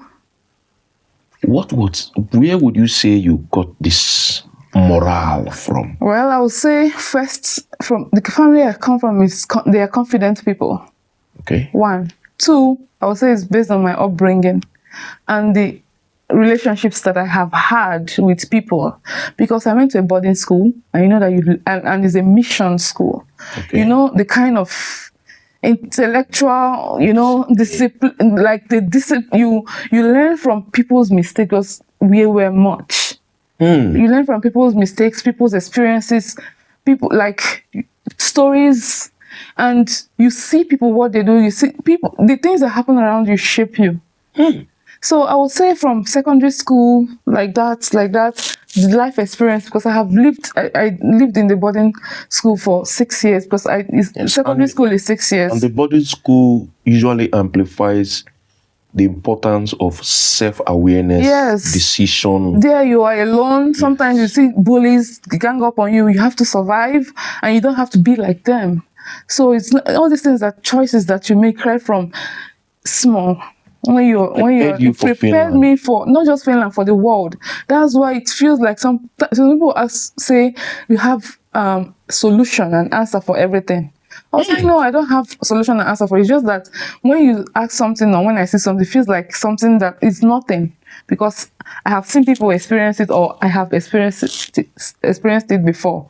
So it feels like I have a solution for it. Just like when I'm brainstorming with people, I have a lot of ideas to put on. They will be like, how do you know all these things? It's not me, because not just my experience, people's experience. Because when something happens to people, I don't let it happen to me. Because I learn from what has happened to them. So, just like that. And I have been in very tough situations where I have to. I'm not there with you, but this small one where you don't tell me here now. So, you have been in tough situations. So the whole point of this is, don't allow life to control you. A lot of people are still looking for a job here, and they're just sitting down and lamenting. I know that you won't give yourself a job, but there are always ways around. What way would you instead of complaining, keep searching. One day you'll find.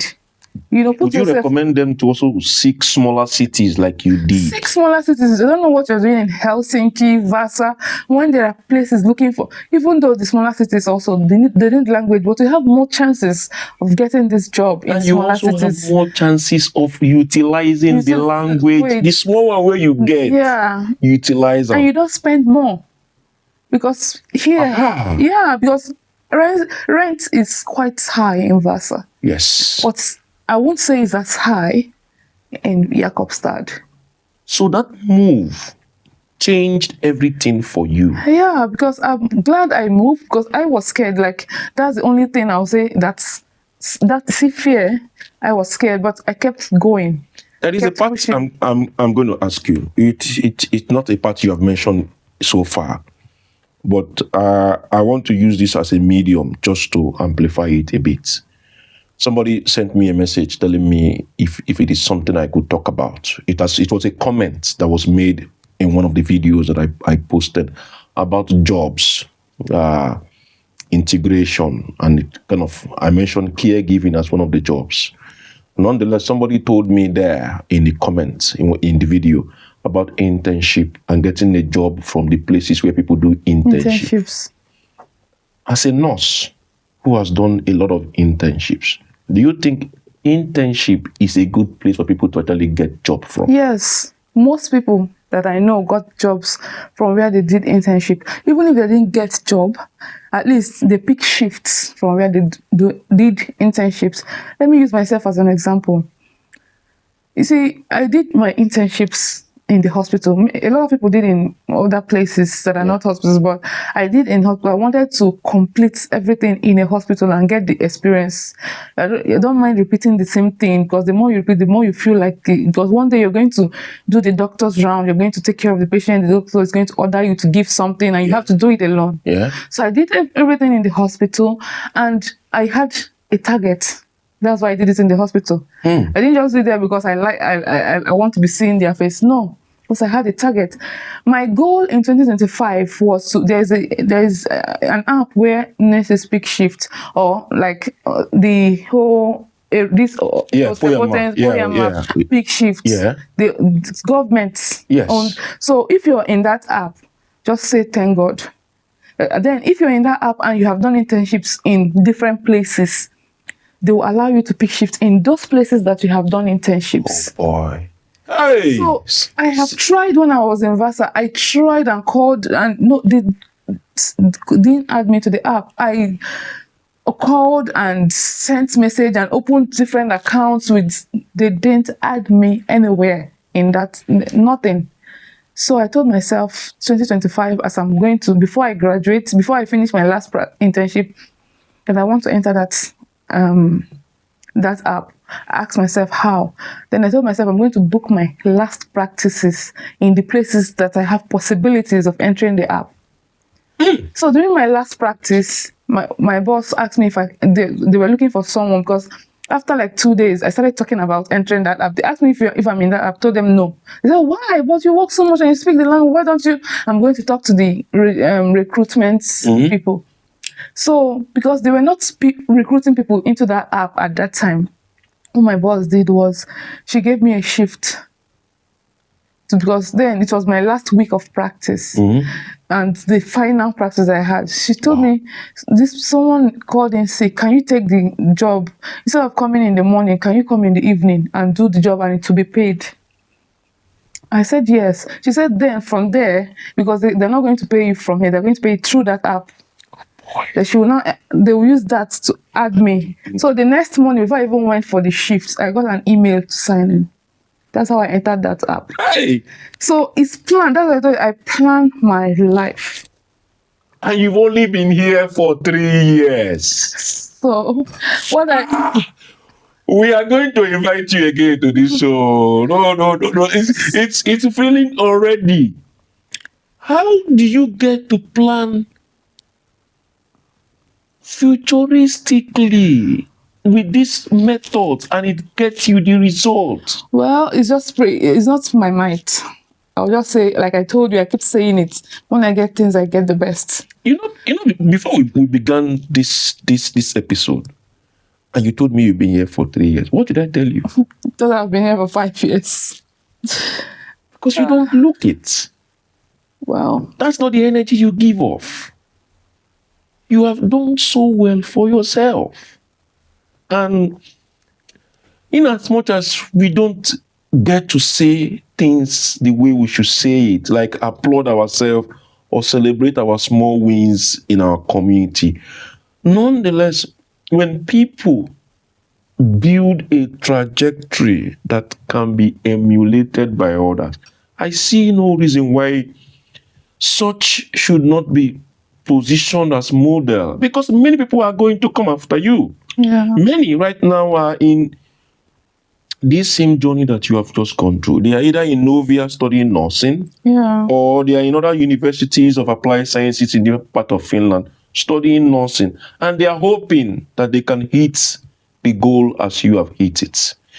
In a nutshell, going forward, what would you tell people who are planning to go through this route that you have gone through?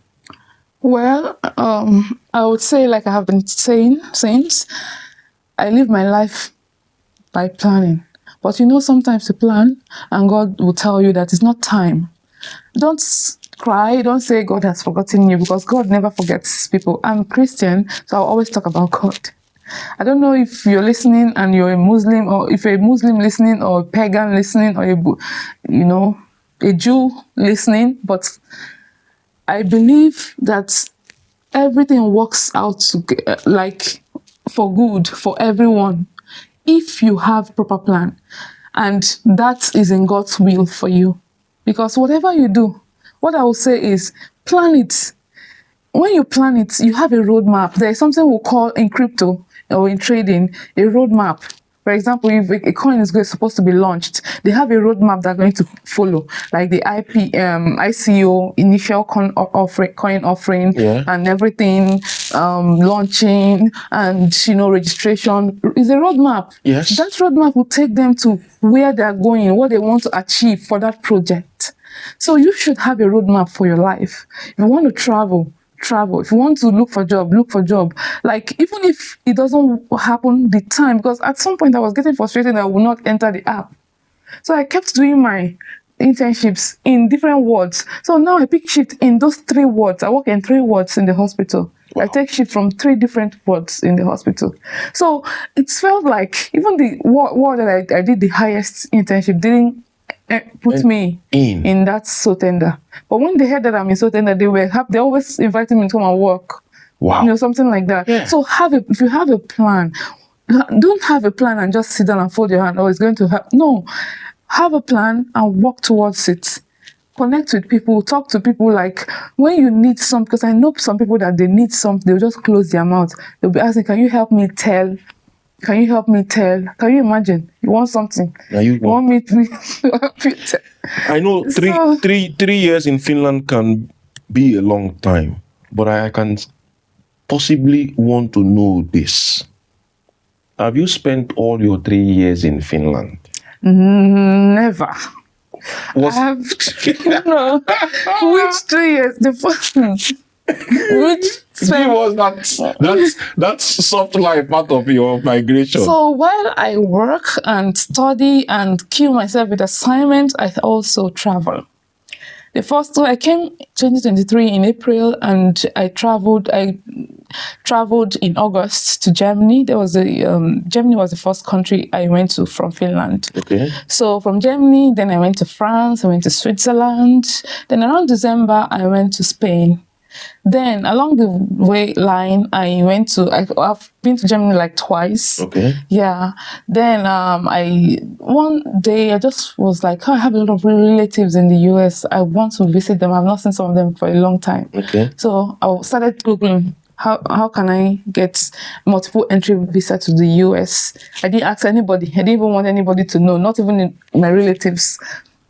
So I saw a link. I applied, like the US link that I used to apply for and submitted all the documents.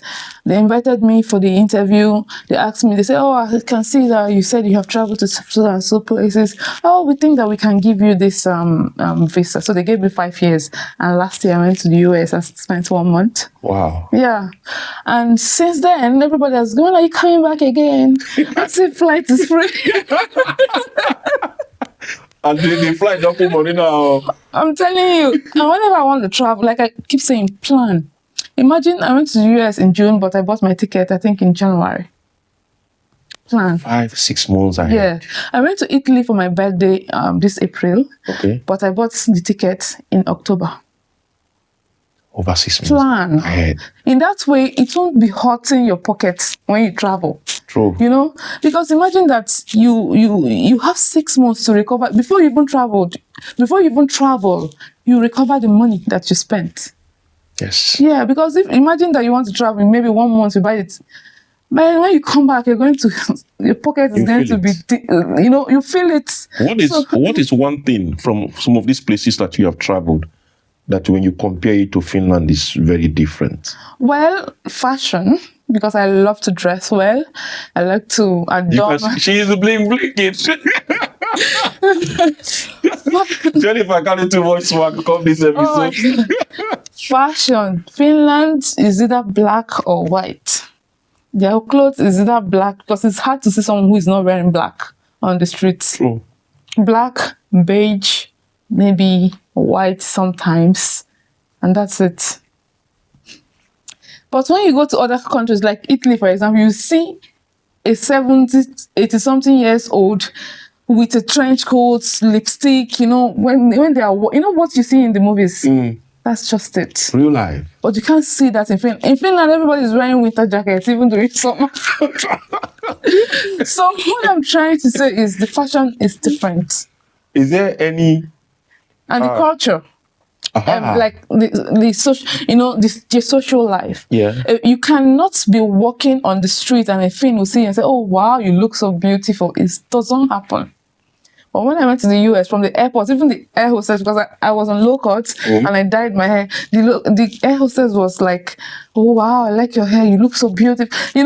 Even as you're walking, people are complimenting. Even when you walk into the store, well, it can't happen in Finland. People are expressive there, but they are not here. Why are we not expressive? I don't know. Are they cold? No, maybe I'm not talking about the immigrants here. The immigrants here are expressive. I know. Yeah. But see, the owners of the land here, not expressive at all. Wow, it's if they feel intimidated when you dress up. They feel like, that's what I have noticed. Why? Some people have told me that they see it as you're not supposed to, like, I don't know, they feel intimidated. They start beefing you. I have noticed it at my workplace when they say that maybe you're driving a nice car, and just, maybe you're a nurse and they are a practical nurse, they'll be like, "Oh, you're bigger than," because you earn more than them, even though they are the owners of the land. You're a nurse. Oh. Yeah. So of course they are human beings, so they have these same things that we too sometimes have. Yeah. But waiting can't be the beef, because they feel also go buy the same thing now. Like you said, they like to travel, and they'll prefer to buy one thing and wear it until the thing spoiled, then they throw it away and use big money to buy another one. Oh boy. Start like that. Oh. So Finland was your first point of entry when you left Nigeria. Yeah. Have you ever thought of going back to Nigeria, say Finland no good again, or you don't tire you? Like to go and leave? Yes. No matter how Finland bad, if Nigeria is the last option, I'd rather remain here. So long as I have a job and I can sustain myself, I would rather remain here. I can go and visit and Have you gone to visit since you came? Yeah, I went in February.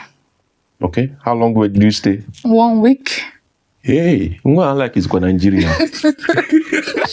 I stayed 1 week. What did Nigeria do you? Nothing. It's just that I don't feel. In fact, immediately I touched down, I remember the reason why I don't want to go to Nigeria. The noise, it was like my head was going to blow. Hell. The heat, heat. That one. Jesus. Heat can be. I told because when I was all excited, but immediately I was like. Which airport did you land when you went to Nigeria? The Abuja airport. Okay. Oh, boy. Is it Nnamdi Azikiwe airport? Yes, Nnamdi Azikiwe. The one in Lagos is Murtala Mohammed. Yeah.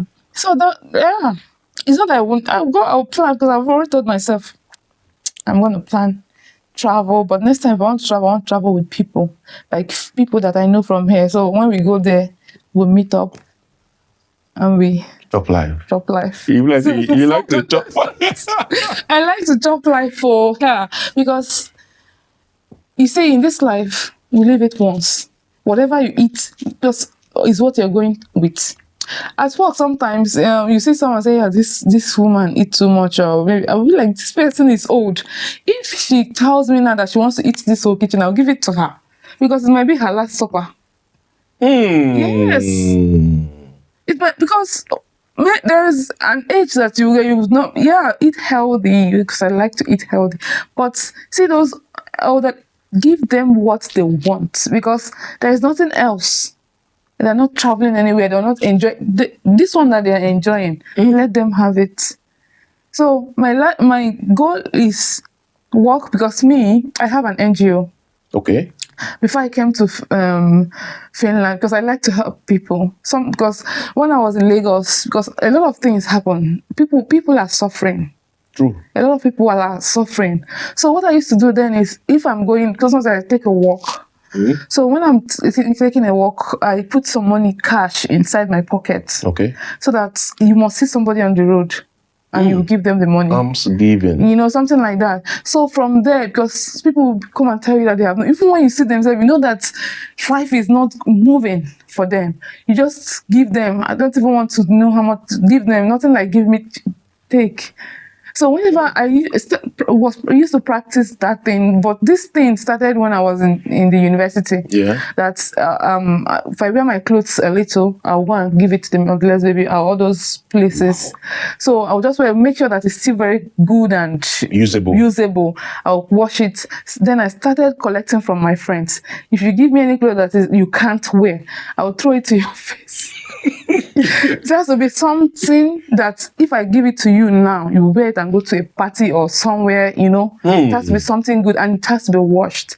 So I started going to those motherless babies, destitute homes every Sunday. Then I'll buy some. If they give me pocket money, then I'll buy some things, you know, add to it and give like that. Then when I finished school, before I came to Finland, I started processing my NGO stuff. Okay. So before I got it registered, yeah. I went to a tutorial and told them I wanted to help some people with WIEC. And I told them I don't want to know them and I don't want them to know me. Wow. So they will not see me on the road and be saying, "Thank you know how you people used to greet somebody, you greet 200 times." Don't try you call it's irritating. Don't try you call you people. I beg. They'll tell because it's Yoruba land. Yes, they know how to be thankful. No, it's so much. Just when you say thank you once, it's okay. No, Yoruba people will greet you so that even the spirit. Thank you for your So I don't like it. So don't see me. It was just one girl because that batch I took around 10. I took around 7 people that batch for WIEC. Wow. I registered them for tutorial, bought them textbooks, and then they went for the tutorial, wrote the exam. I only knew one out of them because that one I handpicked because I always see her mother roasting plantain. And she was always at home. I asked her, she said she wanted to go. Like, that's how she know me. What is the name of your NGO? I named it after my late grandmother, Eileen Ihejirika's foundation. Were you close to your grandmother? Everybody was close to her. Wow. So yeah, that's how I started it. So when I came to Finland, I was still doing it low key. Okay. Yeah.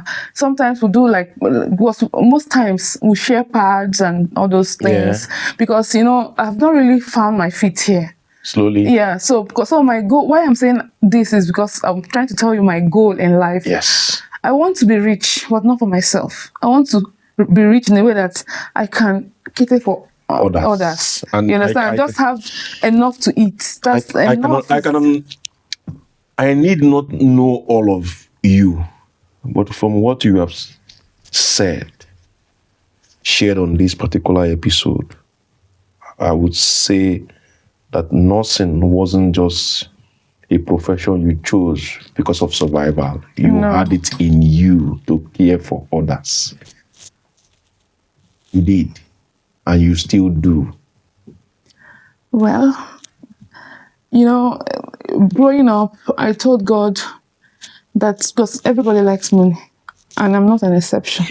I love money. I told God, give me, I want to be, when you say rich, but I want to just have, if I want to travel, I can travel. If I want to eat, I can eat. But the rest, I want to use it to help people. So we should be expecting more of from you going forward. Of course. Even currently, we have, this year now, we have chosen 2 people that want to go train through the university. One has written JAMB. The other one just all of a sudden said he wants to learn trade. You financed this yourself? Yes, I financed it, self-funded.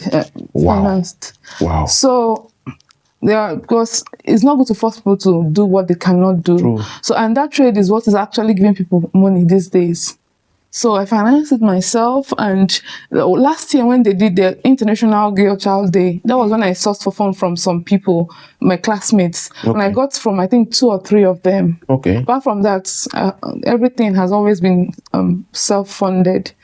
Yeah, and before I also left Nigeria, there's this small business startup that I posted on Facebook, and one of my classmates said, like, because I'll interview you and know who needs the money best. So that 45 minutes we say you go be. You know, I say the thing, not they would talk to more than 2 hours. There will be a third part. A short one we are going to add to this one. Please don't go anywhere. Jesus. Jennifer, the look time. Now my house, she go sleep today. Oh my God. Don't go anywhere. There will be another part that will be added to this part. But I will try to put all as one video, because on the Steve Inikebode show, content, context, and experience are everything to us. So we're not going to give you a 1-second clip for you to find and move to the next video. If you're not here for the truth, if you're not here for the experience, if you're not here for the knowledge, it was somebody who came to the show and said that what we have is Ako Bije, because it's a journey. Yeah. And we learn from that journey. And that this journey you have shared now is another journey.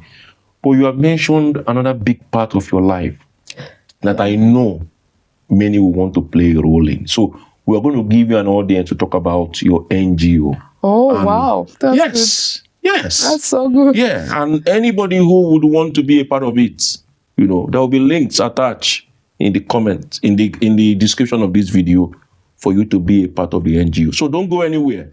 Don't go anywhere. Hello. Welcome back.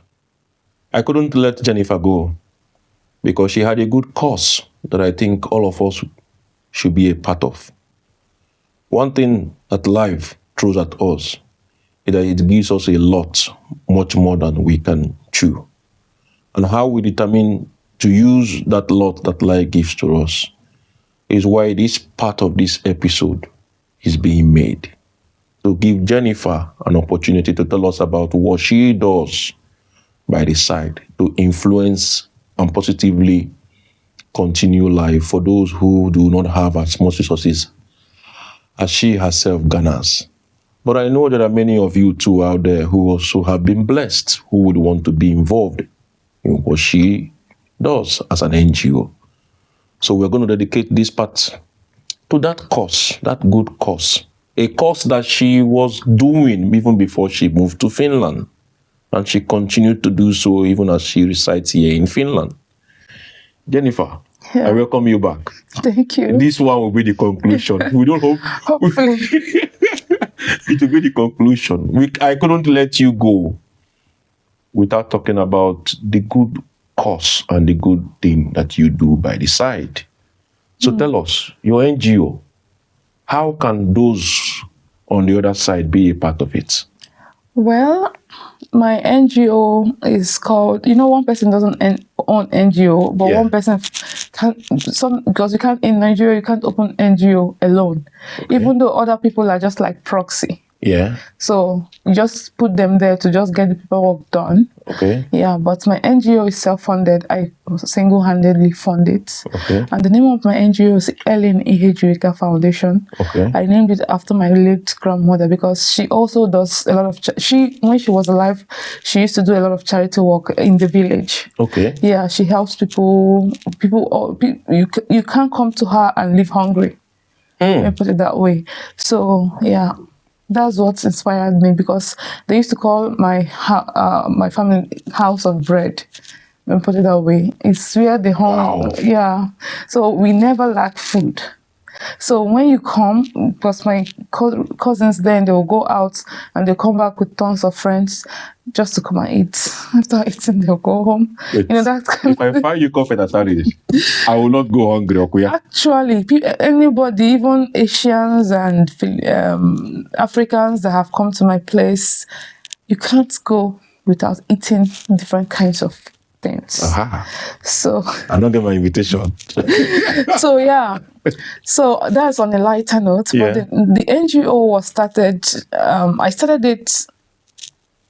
It was registered after I came to Finland, Okay. but I started the process before I came to Finland. Okay. Yeah, and the charity work I do started when I was younger, because during my first degree, I always go to, like I said before, the orphanage and donate the things I'm not using. Because I used to say, if I have a clothes that I've not worn for 1 year, 6 months, is not mine.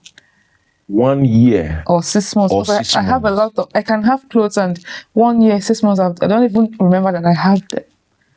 So what I used to do, sometimes I do the clothing, like bring out everything and see what I have not used for a long time. Even if it's brand new, I just give it away because it's not mine. I don't have any need for it. That's why you've not worn it for that long time. Because if I need it, I will not leave it for a long time. True. So that's how I started giving. So when they buy me provisions or something, I just use, some part of it and visits, or maybe give me money when I was in this uni. I'll use some part of it and add to the clothes, because you can't just take clothes. They need food also. True. Yeah, give them motherless baby. So I started involving my friends. Okay. I was my classmates that also live around. They give things and I make sure that they keep it clean, and I go and something like that. So after that, for some years I wasn't doing it because I didn't see the avenue too, and I was still struggling to be on my feet. Once you graduate from the university, nobody's sending you money anymore. That's so. No be So lie. you have to start No be making lie. your own money, something like that. So to cut the whole story short, so what I used to do when I finished serving, before I even finished serving, if I'm going out, I started putting money in my pocket in case I see someone who needs help on the street. I use the money to help them, and then I started handpicking people to help them through school, because there are a lot of intelligent people out there. Just because of money, they can't. Maybe they have rich SS2, they can't pay for that WAEC money. Yes. So I started trying to find those kind of people. Actually, I don't find them by myself, because I just met someone from a tutorial, or I ask people for recommendation, because I don't want to know anybody that I have helped. Yes, something like that. attached. Personally, don't want to be personally attached to them. Yeah. So I like them to be people that I don't know. Even if I know you, I'm not living close to you, or you don't have that much access to me. Something like that.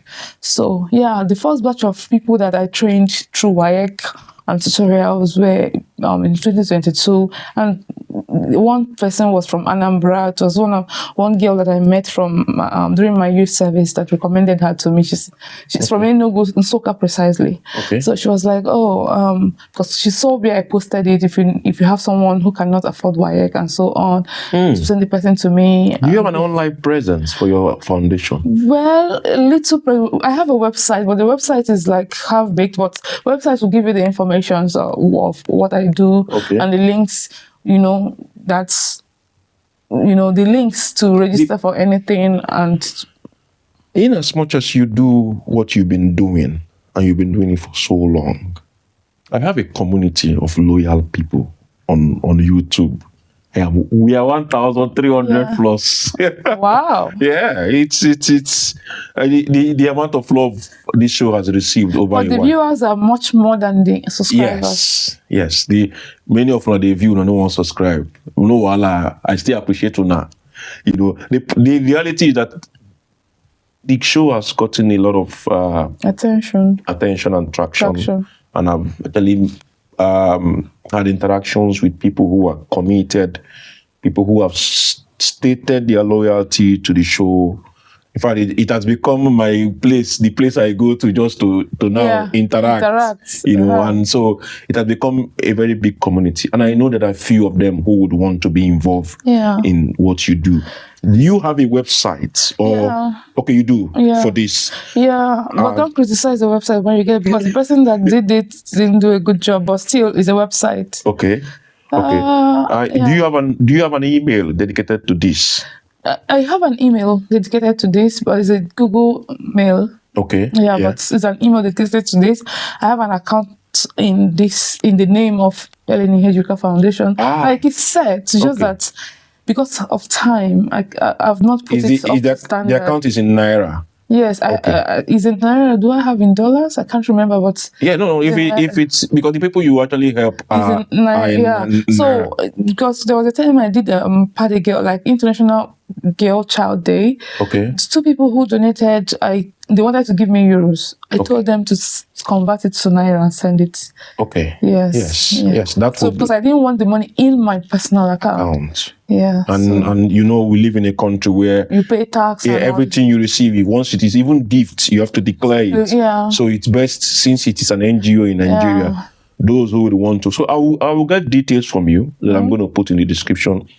For those of us who are on the other side, who would want to, for instance, support what you do or touch a life, Yeah, it's very, very important because I have a lot of plans for the NGO, even though, because I would say it's one man's business for now in terms of finances, because it's whatever I make here that I can send or use, So I want to help people because there are some families who live in one-room apartment. I've met, because I have someone that helps me to find these people. You pay that someone salary? No, she's my sister. She's part of the registration. So you know that when you're doing something, everybody have their own strength and weakness. My own is I provide the money. How strength is the PR and all those other things. Something like that.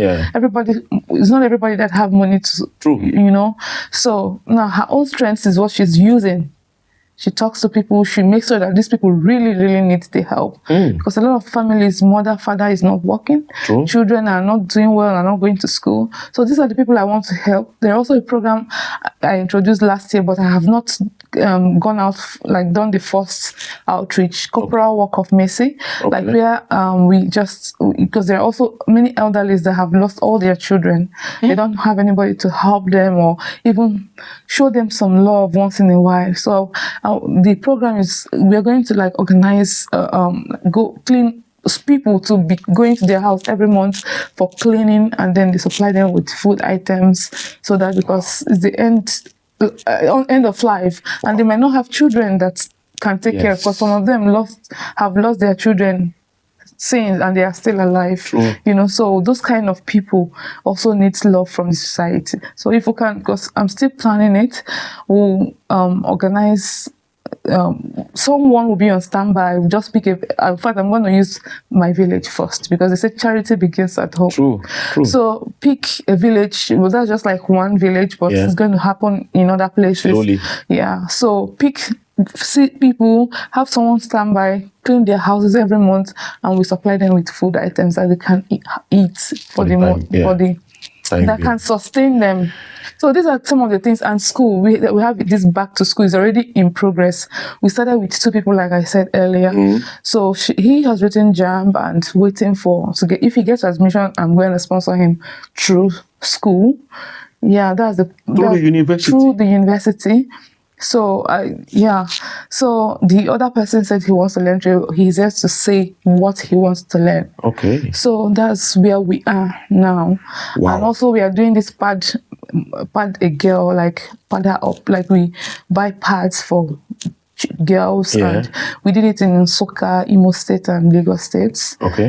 So we still have those contacts, so that we give pads too.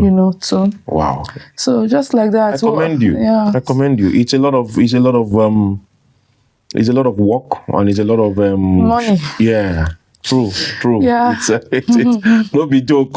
No be joke. And from the amount of work we do here, you still get to care about those who shouldn't even be your responsibility. They need people to care for them, because there are some things you see, you just start crying. Because you see, that's why I said there was a comment I made that when you plan your life and it doesn't work out the way, keep trying, because you are you're in an environment where something can work. Yes. But those people, they don't have hope. You have hope. You're in Europe. You're abroad. Forget Europe. You're out of Nigeria. You just keep searching. Keep doing what you're doing. One day it's going to click. And don't close your mouth.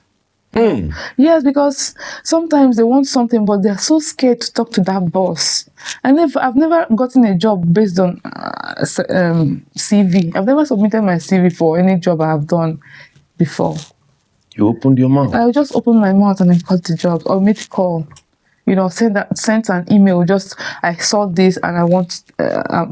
Slowly we are beginning to see electronic application as replacing people.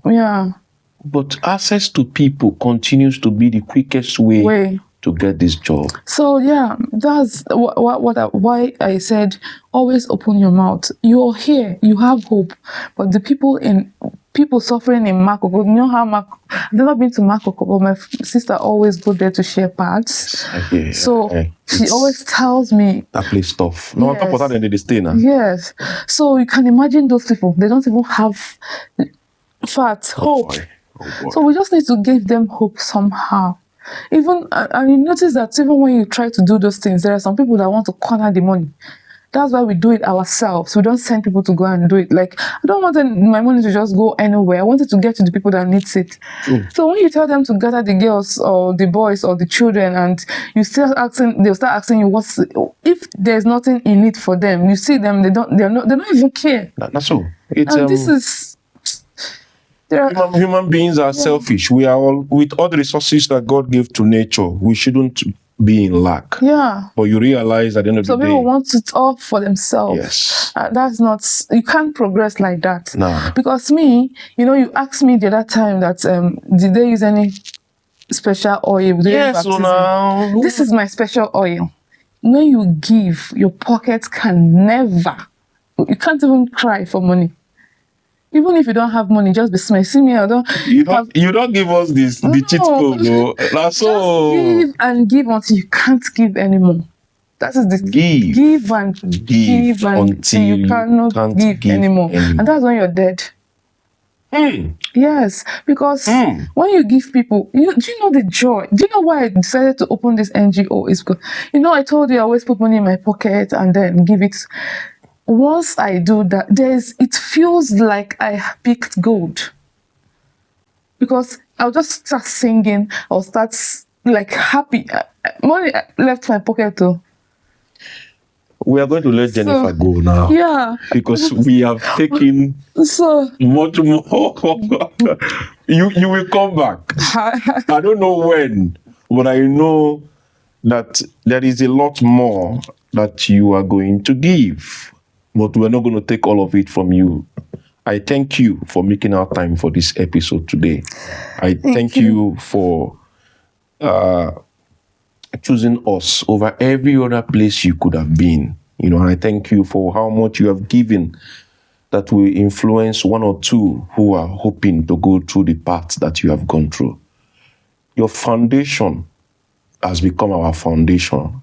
And for the few who are going to be involved in it, including me, myself, I'm sure that there is that importance of giving that we are all going to benefit from. Yeah. Jennifer, thank you.